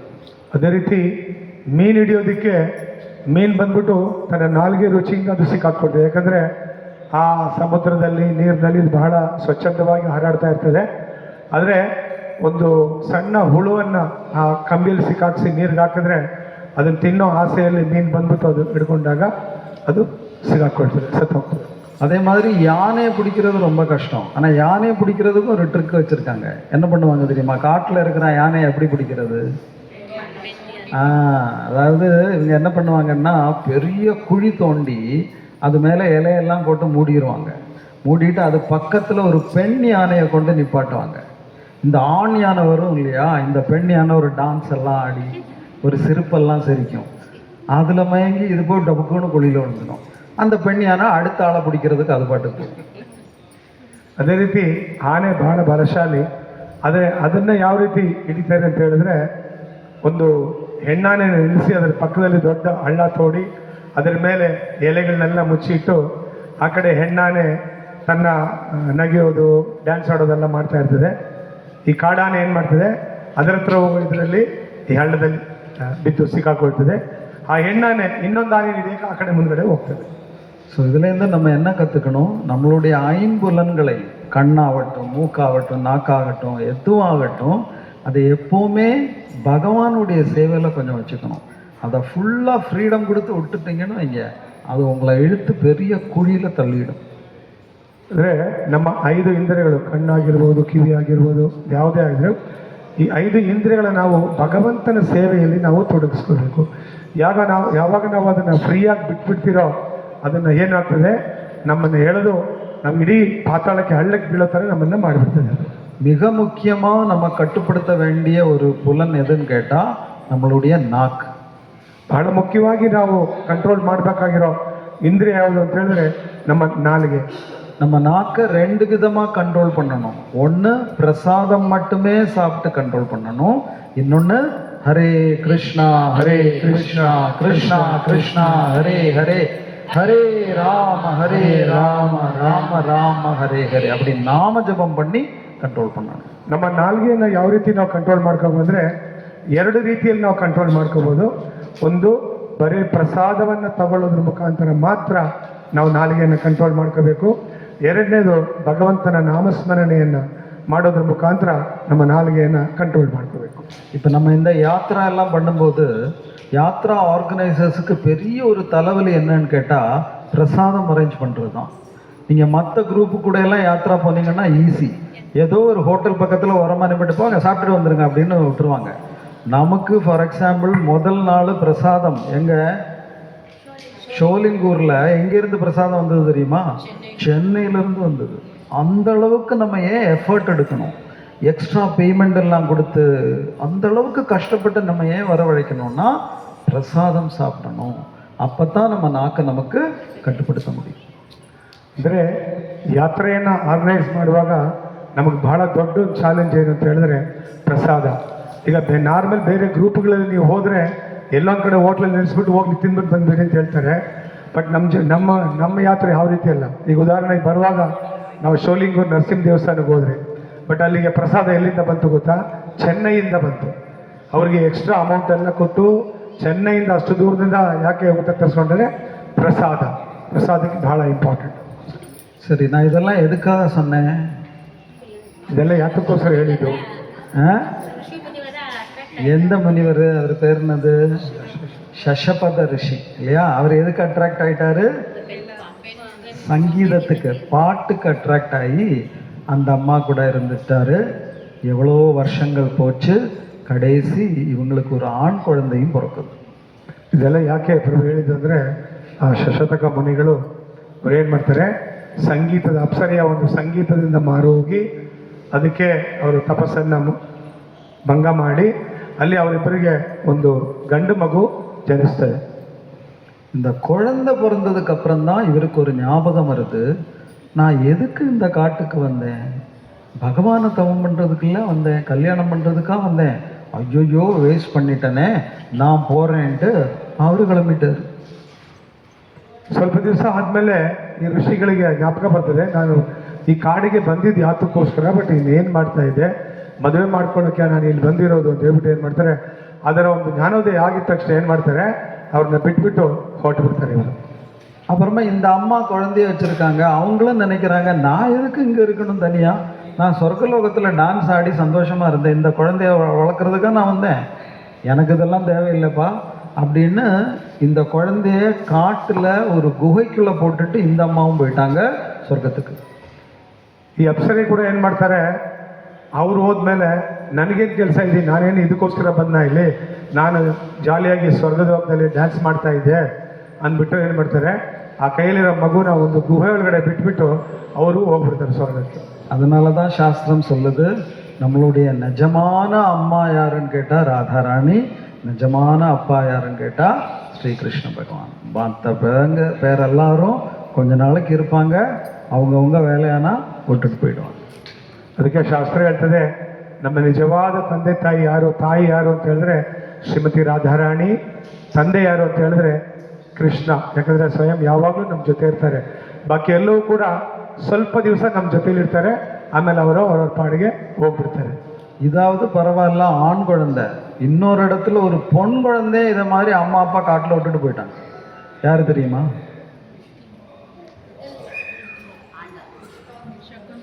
சகுந்தலா இல்லையா? சகுந்தலாவுடைய அப்பா யாரு? விஸ்வாமித்திரர். அம்மா யாரு? மேனகா. அவங்களும் இதே மாதிரி தான். இவர் ஐயோ நான் தவம் பண்ணுறதுக்குலாம் வந்தேன்னு அவர் தவம் பண்ண போயிட்டாரு. இந்த மாதிரி நான் டான்ஸ் ஆட போனோன்னு அவங்களும் சொர்க்கத்துக்கு போயிட்டாங்க. பாவம் சகுந்தலாக அப்புறமா கண்வ ಋಷಿ வளர்க்குறாரு. ಇದೇ ರೀತಿಯೇ ವಿಶ್ವಾಮಿತ್ರ ಮತ್ತು ಮೇನಕೆ ಒಂದು ಹೆಣ್ಣು ಮಗುನ ಕಾಡಲ್ಲಿ ಬಿಟ್ಬಿಟ್ಟು ಹೋಗ್ಬಿಟ್ರು. ಯಾರು? ಅವರೇ ಶಕುಂತಲ. ಆ ಶಕುಂತಲೇ ಲಾಸ್ಟ್ಲಿ ಕಣ್ವ ಮಹರ್ಷಿಯವರು ಬೆಳೆಸ್ತಾರೆ. ஸோ இந்த குழந்தைய நடுக்காட்டில் கோவைக்குள்ளே போட்டுட்டு அம்மா அப்பா போயிட்டாங்க. கொஞ்ச நேரம் கழிஞ்சா இந்த குழந்தைக்கு பசிக்குது. பால் கொடுக்கறதுக்கு அம்மா இல்லை, சாப்பாடு கொடுக்கறதுக்கு அப்பா இல்லை. இந்த குழந்தை அழுது. இப்போ என்னாச்சுன்னா அந்த குகைக்கு மேலே ஒரு தேன் வண்டுகள் கூடு வச்சிருக்கு, தேன் கூடு. இந்த குழந்தை அழ அழ அந்த தேன் கூடுலேருந்து சொட்டு சொட்டா தேன் வந்து கீழே விழுது, இந்த குழந்தையோட வாய்க்குள்ளே விழுது. ಇಲ್ಲಿ ಮಗು ಹಸುವೆಯಿಂದ ಅಳ್ತಾ ಇದೆ. ತಾಯಿನೂ ಹೋಗ್ಬಿಟ್ರು, ತಂದೆನೂ ಹೋಗ್ಬಿಟ್ರು. ಮಗುಗೆ ಸಿಕ್ಕಾಬಿಟ್ಟೆ ಹಸುವೆ, ಮಗು ಅಳ್ತಾ ಇದೆ. ಏನಾಗ್ತದೆ, ಆ ಗುಹೆ ಮೇಲೆ ಒಂದು ಜೇನುಗೂಡಿದೆ. ಅಲ್ಲಿ ಜೇನುಗೂಡಿಂದ ಜೇನು ತೊಟ್ಟು ಕೆಳಗೆ ಬೀಳ್ತಾ ಇದೆ. ಆ ಬೀಳೋದು ತೊಟ್ಟು ಈ ಮಗುವಿನ ಬಾಯಿಗೆ ಬೀಳ್ತಾ ಇದೆ. பார்த்தீங்களா? நான் யாரும் இருந்தாலும் இல்லைனாலும் பகவான் அவங்களுடைய குழந்தைங்களை காப்பாற்றுவார். அந்த தேன் சாப்பிட்டு அந்த குழந்தை உயிரோடு இருக்குது. ಅದಕ್ಕೆ ಭಗವಂತ ತನ್ನ ಮಕ್ಕಳನ್ನ ಯಾವ ರೀತಿ ಬೇಕಾದ್ರೂ ಕಾಪಾಡ್ತಾರೆ ಅಂತ ಹೇಳಿದ್ರು. ಉದಾಹರಣೆ, ಆ ಮಗು ಆ ಜೇನನ್ನ ತೊಟ್ಟಿಕೊಂಡೇ ಜೀವನ ಮಾಡ್ತದೆ. அப்புறமா அங்கே இருக்கிற ரிஷிகளெல்லாம் இந்த குழந்தையுடைய அழுகை சத்தம் கேட்டு வந்து பார்த்தா குழந்தை இருக்குது. அதை எடுத்து வளர்க்குறாங்க. அந்த குழந்தைக்கு அவங்க ஒரு பேர் கொடுக்குறாங்க, மதுமான் அப்படின்னு ஒரு பேர் கொடுக்குறாங்க. மதுமான். ಮಧುಮಾನ್.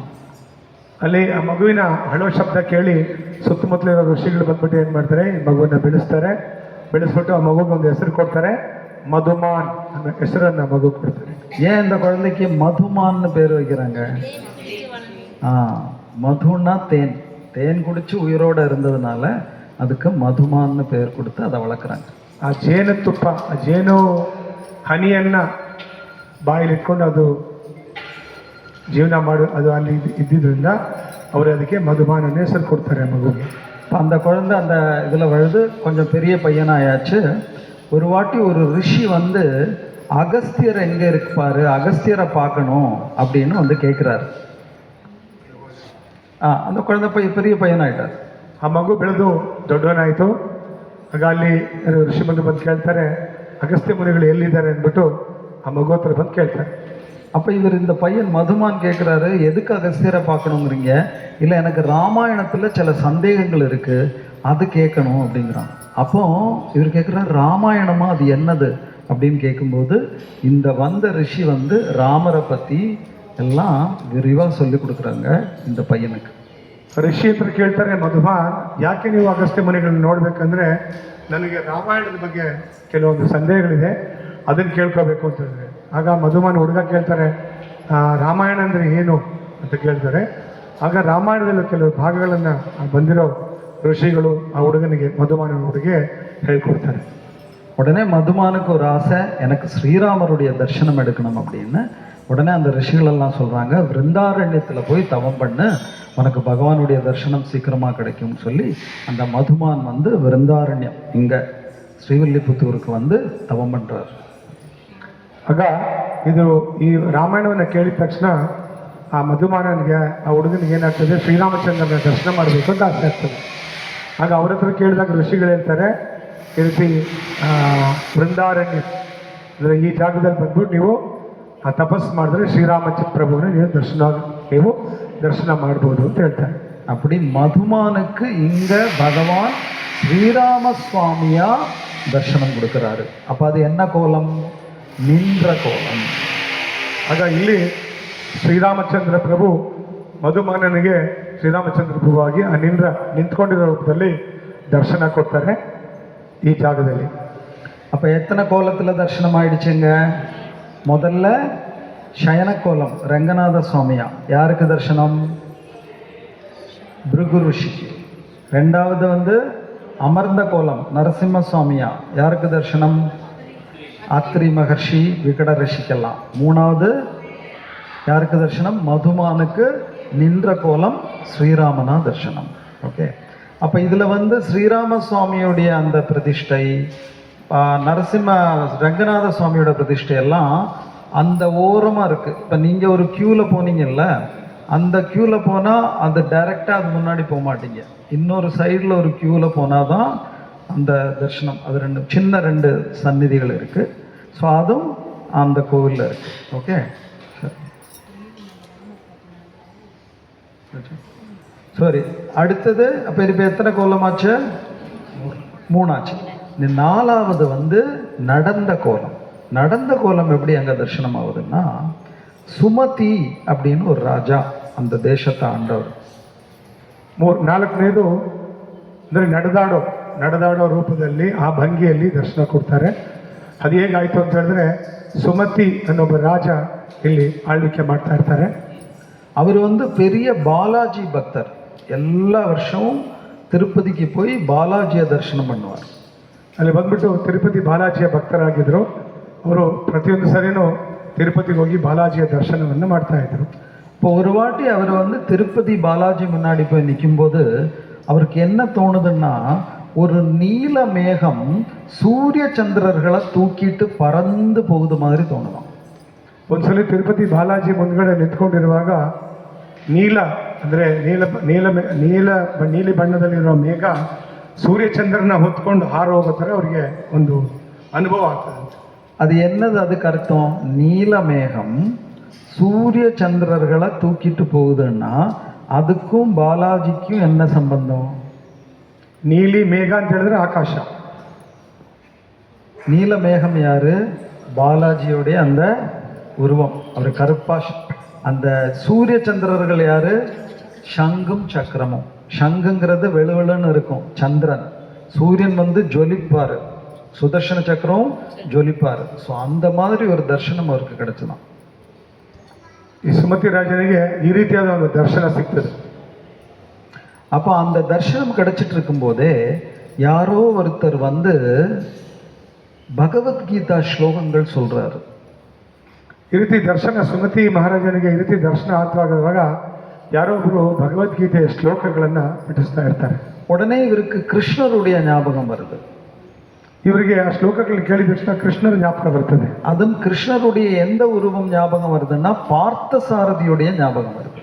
ಭಗವಂತನ ಯಾವ ರೂಪ ಇವರಿಗೆ ಜ್ಞಾಪಕಕ್ಕೆ ಬರ್ತದೆ ಅಂದರೆ ಪಾರ್ಥನ ಸಾರಥಿಯಾಗಿರೋ ರೂಪ ಅವರ ಜ್ಞಾಪಕಕ್ಕೆ ಬರ್ತದೆ. அப்போ அவருக்கு ஒரு ஆசை. என்ன ஆசைன்னா, இந்த பாலாஜி பார்த்த சாரதியா வந்தா எப்படி இருக்கும், அந்த மாதிரி ஒரு தரிசனம் கிடைச்சா நல்லா இருக்குமேன்னு அவருக்கு ஒரு ஆசை வருது. ಈ ರಾಜನಿಗೆ ಏನಾಗ್ತದೋ, ಈ ತಿರುಪತಿ ಬಾಲಾಜಿ ಪಾರ್ಥಸಾರಥಿಯ ರೂಪದಲ್ಲಿ ಬಂದರೆ ಯಾವ ರೀತಿ ಇರ್ತದೆ, ಆ ರೀತಿ ದರ್ಶನ ಇದ್ರೆ ಚೆನ್ನಾಗಿರ್ತದೆ ಅಂದ್ಬಿಟ್ಟು ಒಂದು ಆಲೋಚನೆ ಬಂತಂತೆ. இப்போ சைத்தன்ய மகாபிரபு ராமனா வந்தா எப்படி இருக்கும்னு ஒரு ஆசை வந்தா எப்படி இருக்கும், அந்த மாதிரி இல்லையா? ஆனால் அப்படி ஒரு உருவம் கூட இருக்கு சைத்தன்ய மகாபிரபுக்கு, ஷட்புஜ ரூபம். அதில் யாரெல்லாம் இருக்காங்க? சைத்தன்ய மகாபிரபு, ராமா, கிருஷ்ணா இல்லையா? இந்த மூணும் சேர்ந்து ஒரு ஒரு டிஃப்ரெண்டான உருவம். அதே மாதிரி இவருக்கு ஒரு ஆசை, பாலாஜி வந்து பார்த்த சாரதியாக வந்தால் எப்படி இருக்கும் அப்படின்னு அவர் ஒரு ஆசை வருது அவருக்கு. ಯಾವ ರೀತಿ ಚೈತನ್ಯ ಮಹಾಪ್ರಭುಗಳು ರಾಮನಾಗಿ, ಕೃಷ್ಣನಾಗಿ ಮತ್ತು ಚೈತನ್ಯ ಮಹಾಪ್ರಭುಗಳಾಗಿ ಆ ರೂಪದಲ್ಲಿ ಎಲ್ಲರೂ ನೋಡಿರ್ತೀರಿ, ಅದೇ ರೀತಿ ಈ ರಾಜನಿಗೆ ತಿರುಪತಿ ಬಾಲಾಜಿ ಪಾರ್ಥಸಾರಥಿಯ ರೂಪದಲ್ಲಿ ಬಂದರೆ ಎಷ್ಟು ಚೆನ್ನಾಗಿರ್ಬೋದು ಅಂತ ಒಂದು ಆಲೋಚನೆ ಬಂತು. அப்போ அவர் அந்த தர்சனத்துக்காக விருந்தாரண்யம் வந்து தவம் பண்ணிட்டு இருக்கிறாரு. இதே சமயத்தில் வியாச பகவான் அவர் வந்து அங்கே ஹிமாலயத்தில் பத்ரிகாசிரமத்தில் இருக்கிறாரு. அவருக்கு ஒரு சிஷ்யர், அவருடைய பேர் ஆத்ரேய ரிஷி. ಅಂದರೆ அது இவர் வந்து விருந்தாரண்யத்தில் வந்து தவம் பண்ணுறாரு. என்ன தர்சனத்துக்காக? பாலாஜி பார்த்தசாரதியாக வரணும் அப்படிங்கிற தர்சனத்துக்காக. அந்த சமயத்தில் பத்ரிகாசிரமத்தில் வியாசதேவர் அவருடைய சிஷ்யர் ஆத்ரேய ரிஷி கூட இருக்கார். ಓಕೆ, ಸುಮತಿ ರಾಜನಿಗೆ ಅವ್ರೇನು ಮಾಡ್ತಾರೆ, ಇಲ್ಲಿ ಬಂದು ತಪಸ್ಸು ಮಾಡ್ತಾರೆ. ಯಾತಕ್ಕೋಸ್ಕರ? ಆ ಪಾರ್ಥಸಾರಥಿ ರೂಪವನ್ನು ನೋಡೋ ಒಂದು ಆಸೆಯಿಂದ ಇಲ್ಲಿ ತಪಸ್ಸು ಮಾಡ್ತಾರೆ. ಆ ಸಮಯದಲ್ಲಿ ಬದ್ರಿಕಾಶ್ರಮದಲ್ಲಿ ವ್ಯಾಸ ಮಹರ್ಷಿಗಳು ಮತ್ತು ಅವರ ಶಿಷ್ಯ ಆತ್ರೇಯ ಋಷಿ ಜೊತೆ ಅಲ್ಲಿದ್ದಾರೆ. அப்போ அந்த ஆத்ரேய ரிஷி வந்து ஒரு வாட்டி அவருடைய குருகிட்ட கேட்குறாரு. குரு யாரு? வியாசர்கிட்ட கேட்குறாரு, பகவான் வந்து பூலோகத்தை விட்டு கிளம்பி போயிட்டாரு கோலோகத்துக்கு. கலியுகம் வந்துடுச்சு, ரொம்ப கொடுமையான யுகம்.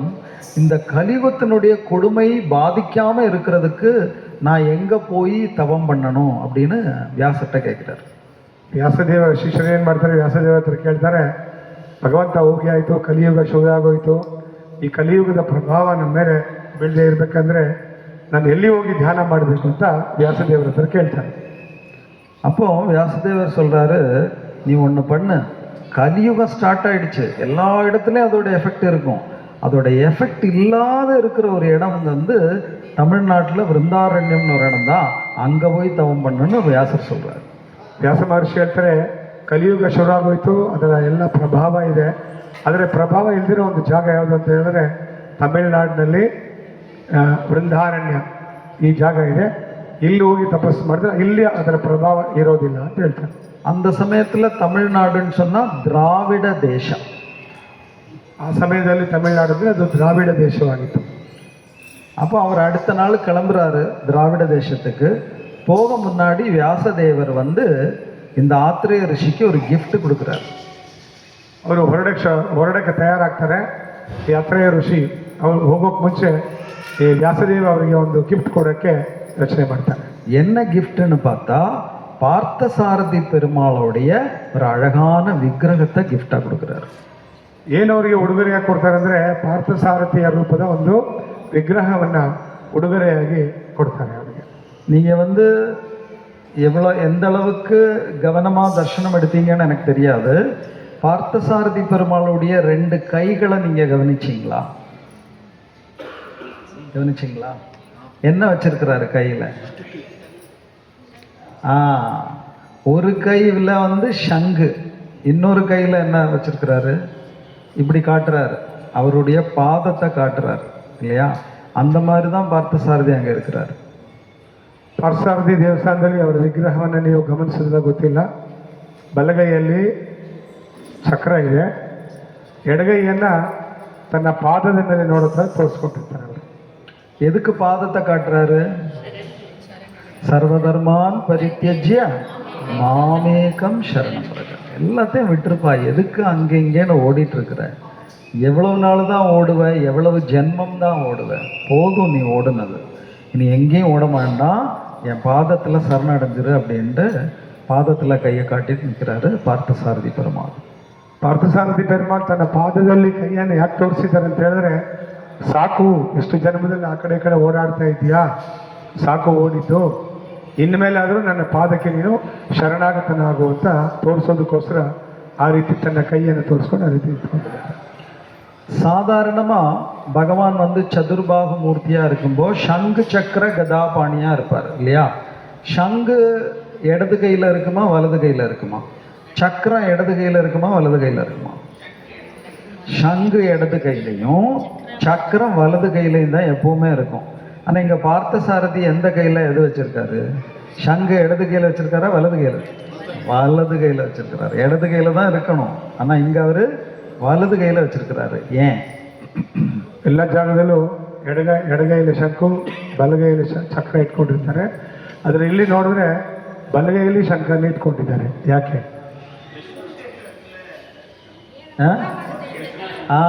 ஏன்னா குருக்ஷேத்திர யுத்தத்துல பகவான் தான் முதல்ல சங்கு ஊதுறாரு இல்லையா? பகவத்கீதையில ஃபர்ஸ்ட் சாப்டர்ல ஸ்லோகம் வரும் இல்லையா? பாஞ்சஜன்யம் ருஷிகேஷோ தேவதத்தம் தனஞ்சயகா. முதல்ல சங்கு ஊதுறாரு பகவான், வலது கை வச்சு ஊதுறாரு. அப்ப இங்க அவர் எந்த ரூபத்துல இருக்கிறாரு? பார்த்த சாரதியா இருக்கிறாரு. அதனாலதான் வியாசதேவர் என்ன பண்ணியிருக்கிறாரு? சங்கு வலது கையில வச்சிருக்கிறாரு. இந்த சிலையை வடிவமைச்சது வியாசதேவரே அவருடைய கையால நிர்மாணம் பண்ண சிலை தான் இந்த பார்த்தசாரதியோட சிலை. ಇಲ್ಲಿ ಪಾರ್ಥಸಾರಥಿ ರೂಪದಲ್ಲಿ ಬಲಗೈಯಲ್ಲಿ ಶಂಖ ಇದೆ. ಅದರ ಉದ್ದೇಶ ಏನು ಅಂತ ಹೇಳಿದ್ರೆ, ನಮಗೆಲ್ಲ ಗೊತ್ತು, ಕುರುಕ್ಷೇತ್ರ ಯುದ್ಧದಲ್ಲಿ ಅಲ್ಲಿ ಶಂಖವನ್ನು ಮೊದಲನೇ ಭಗವಂತ ಶಂಖವನ್ನು ಊದಿದಾಗ ತನ್ನ ಬಲಗೈಯಲ್ಲಿ ಶಂಖವನ್ನು ಹಿಡ್ಕೊಂಡು ಹೋಗ್ತಾರೆ. ಅದರ ಒಂದು ಸ್ವರೂಪವಾಗಿ ವ್ಯಾಸದೇವರು ತನ್ನ ಕೈಯಿಂದ ತಾನೇ ಕೆತ್ತಿದಂತಹ ವಿಗ್ರಹವನ್ನು ತನ್ನ ಶಿಷ್ಯರ ಕೈ ಕೊಡ್ತಾರೆ. ಅದೇ ರೀತಿ ಇಲ್ಲಿರೋದು ವ್ಯಾಸದೇವರೇ ಸ್ವತಃ ನಿರ್ಮಾಣ ಮಾಡಿದಂಥ ವಿಗ್ರಹ ಇದು. இன்னொன்று நீங்கள் கவனமாக பார்த்தீங்கன்னா அவருடைய முகத்தில் அப்புறம் மார்பிள் எல்லாம் கொஞ்சம் வடு இருக்கும், கொஞ்சம் இன்ஜுரி மார்க்ஸ் இருக்கும் பார்த்தசாரதிக்கு. ವಿಗ್ರಹವನ್ನು ಗಮನಿಸಿದ್ರೆ ಮುಖದಲ್ಲಿ ಮತ್ತು ಎದೆ ಮೇಲೆಲ್ಲ ಸಣ್ಣ ಸಣ್ಣ ಗುರುತುಗಳಿರ್ಬೋದು, ಗಾಯ ಆಗಿರೋ ಥರ. ஏன் எப்படி இன்ஜுரி ஆச்சு? அந்த யுத்தத்தில் அம்பெல்லாம் அடல பாவம் இவருக்கு மேலேயும் படும். அந்த மாதிரியெல்லாம் அவருக்கு உடம்புல இருக்கு. ಯಾಕಂದರೆ ಯುದ್ಧದ ಸಂದರ್ಭದಲ್ಲಿ ಮುಂದೆ ಎದುರುಗಡೆಯಿಂದ ಬಿಟ್ಟಿರೋ ಬಾಣಗಳು ಭಗವಂತನ ದೇಹದ ಕೂಡ ತಾಕಿ ಗಾಯ ಆಗ್ತದೆ. ஆனால் நமக்கு என்ன ஒரு பாக்கியம் இன்னைக்கு இந்த தர்சனத்துலன்னா, சாதாரணமாக வருஷம் பூராவும் பகவான் மீசையோட தான் இங்கே தரிசனம் கொடுப்பாரு. ನಮಗೆ ಅಲ್ಲಿ ಮುಖ್ಯವಾದ ಭಾಗ್ಯ ಏನು ಅಂತ ಹೇಳಿದ್ರೆ, ಆ ವಿಗ್ರಹ ವರ್ಷ ಪೂರ್ತಿ ಭಗವಂತನಿಗೆ ಮೀಸೆ ಇಟ್ಕೊಂಡೇ ದರ್ಶನ ಕೊಡ್ತಾರೆ ಎಲ್ರಿಗೂ. ஆனால் வருஷத்தில் ஒரு 3-4 நாள், அதாவது தைல காப்புன்னு ஒன்று நடக்கும். நம்ம போன சில கோவில்கள்லாம் பார்த்தீங்க இல்லையா, பகவானுக்கு உடம்பு பூரா தைலம் சாத்தியிருப்பாங்க. அந்த தைல காப்பு முடிஞ்சு வைகுண்ட ஏகாதசி வரைக்கும் ஒரு 3-4 நாள், அந்த அவ்வளவு நாள் மட்டும்தான் வருஷத்தில் பகவானை மீசை இல்லாமல் பார்க்க முடியும். ಅಂದರೆ ತೈಲ ಕಾಪು ಅಂದರೆ ಎಣ್ಣೆ, ಭಗವಂತನ ಮೇಲೆ ನೋಡಿರ್ಬೋದು ಅದನ್ನು, ತೈಲ ಕಾಪು. ಅದಾಗಿ ಒಂದು 4-5 ದಿವಸ ಮಾತ್ರ ವೈಕುಂಠ ಏಕಾದಶಿವರೆಗೂ ಮೀಸೆ ಇಲ್ದಿರ ಭಗವಂತನ ನಾವು ನೋಡ್ಬೋದು. இப்போ இன்னைக்கு நீங்கள் பார்த்தீங்கன்னா நல்ல கூட்டம் இருந்தது இல்லையா கோவிலில். ஆனால் இன்னைக்கு ஆக்சுவலி கூட்டம் இருக்க எந்த காரணமும் இல்லை. கூட்டம் எப்போ வரும்? 30ஆம் தேதி வரும். வைகுண்ட ஏகாதசி அன்னைக்கு தான் வரும் கூட்டம். ஆனால் இன்னைக்கு இவ்வளவு கூட்டம் வர்றதுக்கு காரணம் அந்த மீசை இல்லாத தர்சனம் பார்க்கறதுக்கு. இதுதான் நிஜரூப தர்சனம். இங்கே ಇವತ್ತು ಬಹಳ ರಶ್ ಇತ್ತು ದೇವಸ್ಥಾನದಲ್ಲಿ. ಯಾಕಂದರೆ ನಿಜವಾಗ್ಲೂ ರಶ್ ಇರಬೇಕಾಗಿದ್ದು ವೈಕುಂಠಕ್ಕೆ 30ನೇ ತಾರೀಕು. ಬಟ್ ಇವತ್ತೇನು ವಿಶೇಷ ಅಂತ ಹೇಳಿದ್ರೆ, ಆ ಮೀಸೆ ಇಲ್ಲದೆ ಇರೋದನ್ನು ನೋಡೋದಕ್ಕೆ ಇವತ್ತು ಬಹಳ ಜನಗಳು ಆ ದರ್ಶನ ತಗೊಳ್ಳಲಿಕ್ಕೆ, ನಿಜ ಸ್ವರೂಪ ದರ್ಶನವನ್ನು ಮಾಡಲಿಕ್ಕೆ ಇವತ್ತು ಇಷ್ಟೊಂದು ರಶ್ ಇತ್ತು. இது ஆக்சுவலி நம்ம பிளான் பண்ணது கிடையாது. இது தானாகவே நமக்கு பார்த்தசாரதி பெருமாள் கொடுத்த கிஃப்ட். நமக்கு வந்து நிஜரூப தர்சனம் கிடைச்சிருக்கு. ಇದು ನಾವು ಈ ದರ್ಶನವನ್ನು ನಾವು ಅರೇಂಜ್ ಮಾಡಿರಲಿಲ್ಲ. ಆದರೆ ಪಾರ್ಥಸಾರಥಿಯ ಒಂದು ಕರುಣೆಯಿಂದ ನಿಜ ಸ್ವರೂಪ ದರ್ಶನ ನಮ್ಮೆಲ್ಲರಿಗೂ ಸಿಕ್ತು. ஏன்னா வியாசதேவர் பண்ணின அந்த டெய்ட்டியில் மீசை கிடையாது. அந்த மீசை அப்புறமா பக்தர்கள் கொடுத்தது. எதுக்கு கொடுத்தாங்கன்னு கேட்டால், அதுவும் இந்த மீசை வந்து வெள்ளை மீசையாக இருக்கும், கருப்பு இல்லை, நரைச்ச மீசை. அது பக்தர்கள் அப்புறமா கொடுத்தது பகவானுக்கு. அதுக்கு ஒரு காரணம் இருக்குது.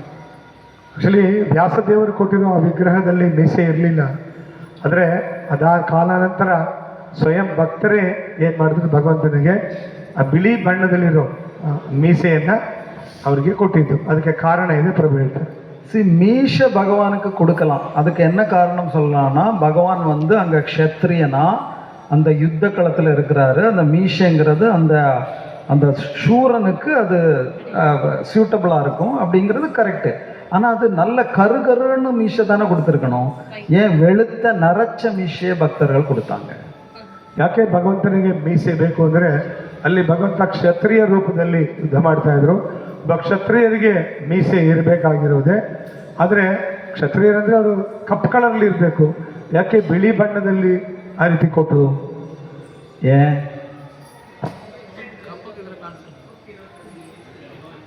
பகவானுக்கு 125 மீசை கூட நரைக்கலைன்னா அப்புறம் என்ன? டை அடிச்சிருக்கான்னு நினைப்பாங்க இல்லையா? அது அல்ல காரணம். அதாவது நீங்கள் அந்த அளவுக்கு கூர்மையாக கவனிச்சிருக்க சான்ஸ் இல்லை. அந்த கர்ப்ப கிரகத்தில் மொத்தம் எத்தனை பேர் இருக்காங்க? எத்தனை பேர்? 6 பேர் இருக்காங்க. பகவானையும் சேர்த்து அந்த கர்ப்ப கிரகத்துக்குள்ள 6 பேர் இருக்காங்க. ಯಾಕೆ ಮೀಸೆ ಕೊಟ್ಟರು ಅಂತ ಹೇಳಿದ್ರೆ ಪ್ರಭು ಉದಾಹರಣೆ ಹೇಳ್ತಾ ಇದ್ದಾರೆ. ಆ ಗರ್ಭಗೃಹದಲ್ಲಿ ನೀವೆಲ್ಲ ಅಷ್ಟಾಗಿ ಗಮನಿಸಿರೋಕ್ಕೆ ಸಾಧ್ಯ ಇಲ್ಲ. 6 ಜನ ಇದ್ದಾರಂತೆ ಆ ಗರ್ಭಗುಡಿ ಒಳಗಡೆ. பகவானுடைய வலது பக்கத்தில் 2 பேர், பகவானுடைய இடது பக்கத்தில் 3 பேர். பகவானுடைய வலது பக்கத்தில் இருக்கிற 2 பேர் யாருன்னு கேட்டால் பலராமனும் ருக்மிணி தேவி. பகவானுடைய இடது பக்கத்தில் இருக்கிற 3 பேர் யாருன்னு கேட்டால் ಸಾತ್ಯಕಿ, ಪ್ರದ್ಯುಮ್ನನ್, ಅನಿರುದ್ಧನ್. ಎಡಗಡೆ ಸಾತ್ಯಕಿ, ಪ್ರದ್ಯುಮ್ನ, ಅನಿರುದ್ಧ 3 ಜನ ಇದ್ದಾರೆ.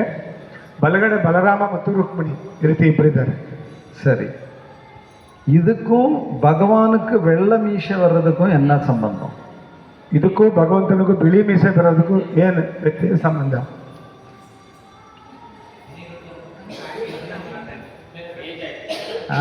அதாவது இந்த தேவர்கள் எல்லாம் இங்கே வந்து தர்ஷனம் எடுக்க வருவாங்களாம். வந்துட்டு எல்லாரும் கேட்பாங்களாம், இந்த அனிருத்தன்டே பிரத்யும்னெல்லாம் கேட்பாங்களாம், உங்கள் பையன் நல்ல அழகாக இருக்கானே அப்படிம்பாங்களாம். யாரை பார்த்து? பார்த்தசாரதி பெருமாளை பார்த்துட்டு. பிரத்யும்னன்ட்டே அனிருத்தங்க, உங்கள் பையன் ரொம்ப அழகாக இருக்கான், உங்களை மாதிரியே இருக்கான் அப்படிம்பாங்களாம். ஆக்சுவலி பையன் யார்? அனிருத்தன் தான் பையன் இல்லையா? ஆனால் பகவான் அவங்க கூட நிற்கும்போது பகவான் சின்ன பையன் நாட்டம் தோணுவாராம், அவங்கள விட அழகாக இருப்பாங்களாம். ருக்மிணி தாயாருக்கு அது பிடிக்கலையாம். கலடு வயசாச்சு, தாத்தா வாயாச்சு, பையங்கிறாங்களே, இது சரிப்பட்டு வராது அப்படின்ட்டு அவங்க ஒரு நாள் என்ன பண்ணாங்கன்னா பச்சை கற்பூர் எடுத்து மீசை வரைஞ்சி விட்டாங்களாம். இனி இப்படியே இருந்தால் போதும் நீங்கள் அப்படின்னு, இல்லைன்னா ஊர் கண்ணெல்லாம் உங்கள் மேலே படுது அப்படின்னாங்களாம். ಎಲ್ಲರೂ ಬಂದು ಅನಿರುದ್ಧ ಹತ್ರ ಕೇಳ್ತಾರಂತೆ, ನಿಮ್ಮ ಮಗ ತುಂಬ ನೋಡೋಕೆ ಭಾಳ ಸುಂದರವಾಗಿದ್ದಾರೆ ಅಂತ. ಆ್ಯಕ್ಚುಲಿ ಅನಿರುದ್ಧ ಮಗ, ಬಟ್ ಯಾವಾಗ ಯಾವ ರೀತಿ ಈ ರೀತಿ ಭಗವಂತ ನೋಡೋಕೆ ಭಾಳ ಸುಂದರವಾಗಿರ್ತಾರಂತೆ. ಅನಿರುದ್ಧ ಹತ್ರ ಕೇಳ್ತಾರೆ ನಿಮ್ಮ ಮಗ ತುಂಬ ಚೆನ್ನಾಗಿದ್ದಾರೆ ಅಂತ. ಬಟ್ ಇದನ್ನು ನೋಡಿ ನೋಡಿ ರುಕ್ಮಿಣಿ ದೇವಿಗೆ ಸರಿ ನನ್ನ ಎಲ್ಲ ಕಣ್ಣು ಬಿದ್ದುಬಿಡ್ತದೆ ಅಂದ್ಬಿಟ್ಟು ಈ ಪಚ್ಚ ಕರ್ಪೂರ ತೊಗೊಂಡು ಈ ರೀತಿ ನೀವು ಇರೋದು ಬೇಡ ಅಂತ ಹೇಳ್ಬಿಟ್ಟು ಅದರಲ್ಲಿ ಮೀಸೆ ಬರೀತಾರಂತೆ. ஸோ இந்த மீசை இல்லாமல் பகவான் இருக்கிறது ஒரு 4-5 நாள் தான். அதில் நம்ம வந்திருக்கோம், நமக்கு தரிசனம் கிடைச்சிருக்கு. ಈ ಮೀಸೆ ಇಲ್ದಿರೋ ದರ್ಶನ 3-4 ದಿವಸ ಮಾತ್ರ. ಆ ಸಮಯದಲ್ಲಿ ನಾವು ಬಂದಿದ್ದೀರಿ, ನಮಗೆ ಆ ದರ್ಶನ ಸಿಕ್ಕಿದೆ. சரி, இது எந்த கோலம்? நின்ற கோலம் ஆயிடுச்சு ஸ்ரீராமர். இது எந்த கோலம்? நடந்த கோலம். இவர் எங்கே நடக்கிறாரு? பார்த்தசாரதி பெருமாள். என்னைக்கு குருக்ஷேத்திர யுத்தத்துக்கு வந்தாரோ அன்னையிலிருந்தே இந்த பார்த்த சாரதிக்கு ஒரு ஆசையா, நடந்து போய் என் பக்தனை நல்லா தரிசனம் பண்ணணும், அவன் பக்கத்தில் போய் நல்லா தரிசனம் பண்ணணும் அப்படிங்கிற ஆசையோடு இருந்தாராம் பார்த்த சாரதி. எந்த பக்தனை போய் பார்க்குறது ஆசைப்பட்டார் அவர்? ಭೀಷ್ಮಾಚಾರ್ಯರು.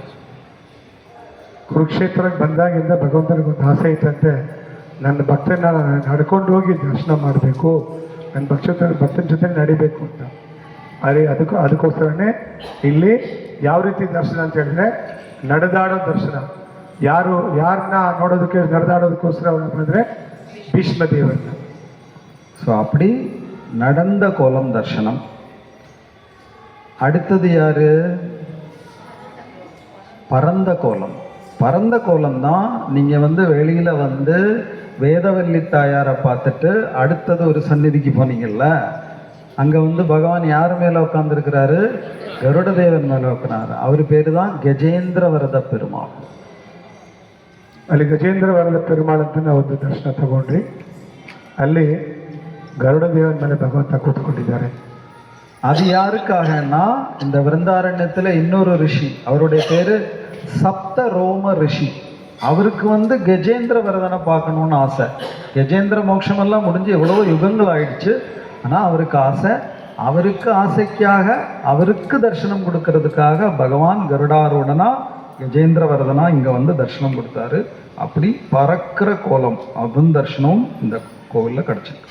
ಸಪ್ತರೋಮ ಋಷಿಗಳು ವೃಂದ ಅರಣ್ಯದಲ್ಲಿ ತಪಸ್ಸಲ್ಲಿರ್ತಾರೆ. ಅವರಿಗೆ ಈ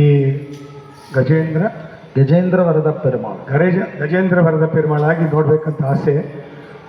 ಅವರ ಆಸೆಗೋಸ್ಕರ ತೀರೈಸ್ಕೋಸ್ಕರ ಏನು ಮಾಡ್ತಾರೆ, ಭಗವಂತ ಗರುಡ ದೇವನೇ ಮೇಲೆ ಹಾರ್ಕೋ ರೂಪದಲ್ಲಿ ಬಂದು ಅವರಿಗೆ ದರ್ಶನ ಕೊಡ್ತಾರೆ, ಅವರ ಆಸೆಯನ್ನು ಪೂರೈಸ್ತಾರೆ. இப்படி 5 விதமான திருக்கோல தர்சனம் நடந்த ஒரே ஒரு திவ்ய தேசம்தான் ஸ்ரீவில்லிபுத்தூர் திவ்ய தேசம். ಈ ರೀತಿ 5 ಭಂಗಿಗಳಲ್ಲಿ ದರ್ಶನ ಕೊಟ್ಟಿರೋ ಒಂದೇ ಒಂದು ಜಾಗ ಯಾವುದು ಅಂತ ಹೇಳಿದ್ರೆ ಈ ஸ்ரீவில்லிபுத்தூர் ಅನ್ನೋ ಈ ಜಾಗ. அப்போ எது ஞாபகம் இருக்கா? முதல்ல சயன கோலம், அவரோட பேர் என்னது? ரங்கநாத சுவாமி. யாருக்கு தர்சனம்?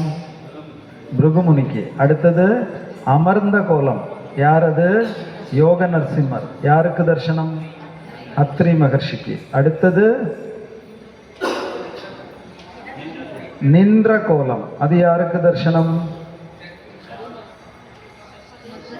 சஷபத ரிஷி இல்லையா, ஸ்ரீராமரா தர்சனம். அடுத்தது நடந்த கோலம், பார்த்தசாரதி பெருமாளா. யாருக்கு தர்சனம்?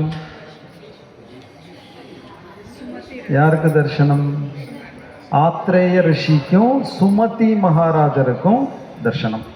அடுத்தது பரந்த கோலம், கஜேந்திர வரத பெருமாளா. யாருக்கு தர்சனம்? சப்தரோம ரிஷிக்கு தர்சனம். அப்படி 5 திருக்கோல தர்சனம் நடந்த மிக அற்புதமான கோயில் தான் திருவல்லிக்கேணி க்ஷேத்திரம். ಟ್ರಾನ್ಸ್ಲೇಷನ್ ಪರ್ಚೇಸಿನ ಅಪರ್ಣ சொல்றேன், ಬರ್ಕೊಂಡು ಆಮೇಲೆ ಹೇಳ್ತೀನಿ. சரி, வேணா இப்போ பாதி பேர் தூங்கிட்டாங்க, கொஞ்சம் பேர் தூங்கி எழுந்துச்சிட்டாங்க. அதுக்கடையில் அதெல்லாம் ஆயிடுச்சு. வேணா ஒரு ஷார்ட் கீர்த்தன் எதாவது பண்ணுமா?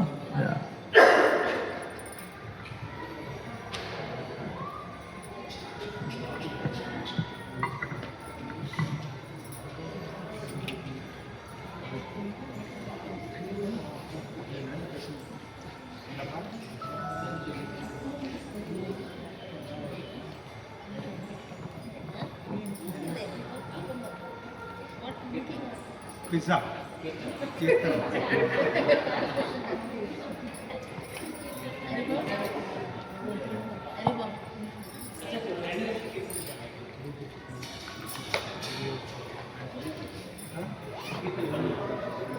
पिज़्ज़ा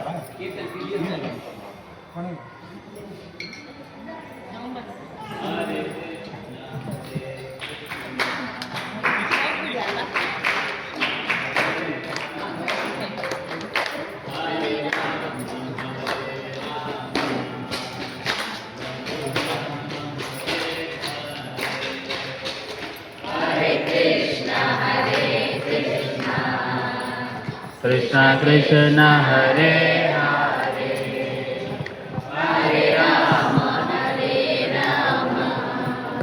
राम राम हरे हरे, हरे कृष्णा कृष्ण कृष्ण हरे हरे, हरे राम राम राम हरे हरे, हरे कृष्णा कृष्ण कृष्ण हरे हरे, हरे राम राम राम हरे हरे, हरे कृष्णा कृष्ण कृष्ण हरे हरे, हरे राम राम राम हरे हरे, हरे कृष्णा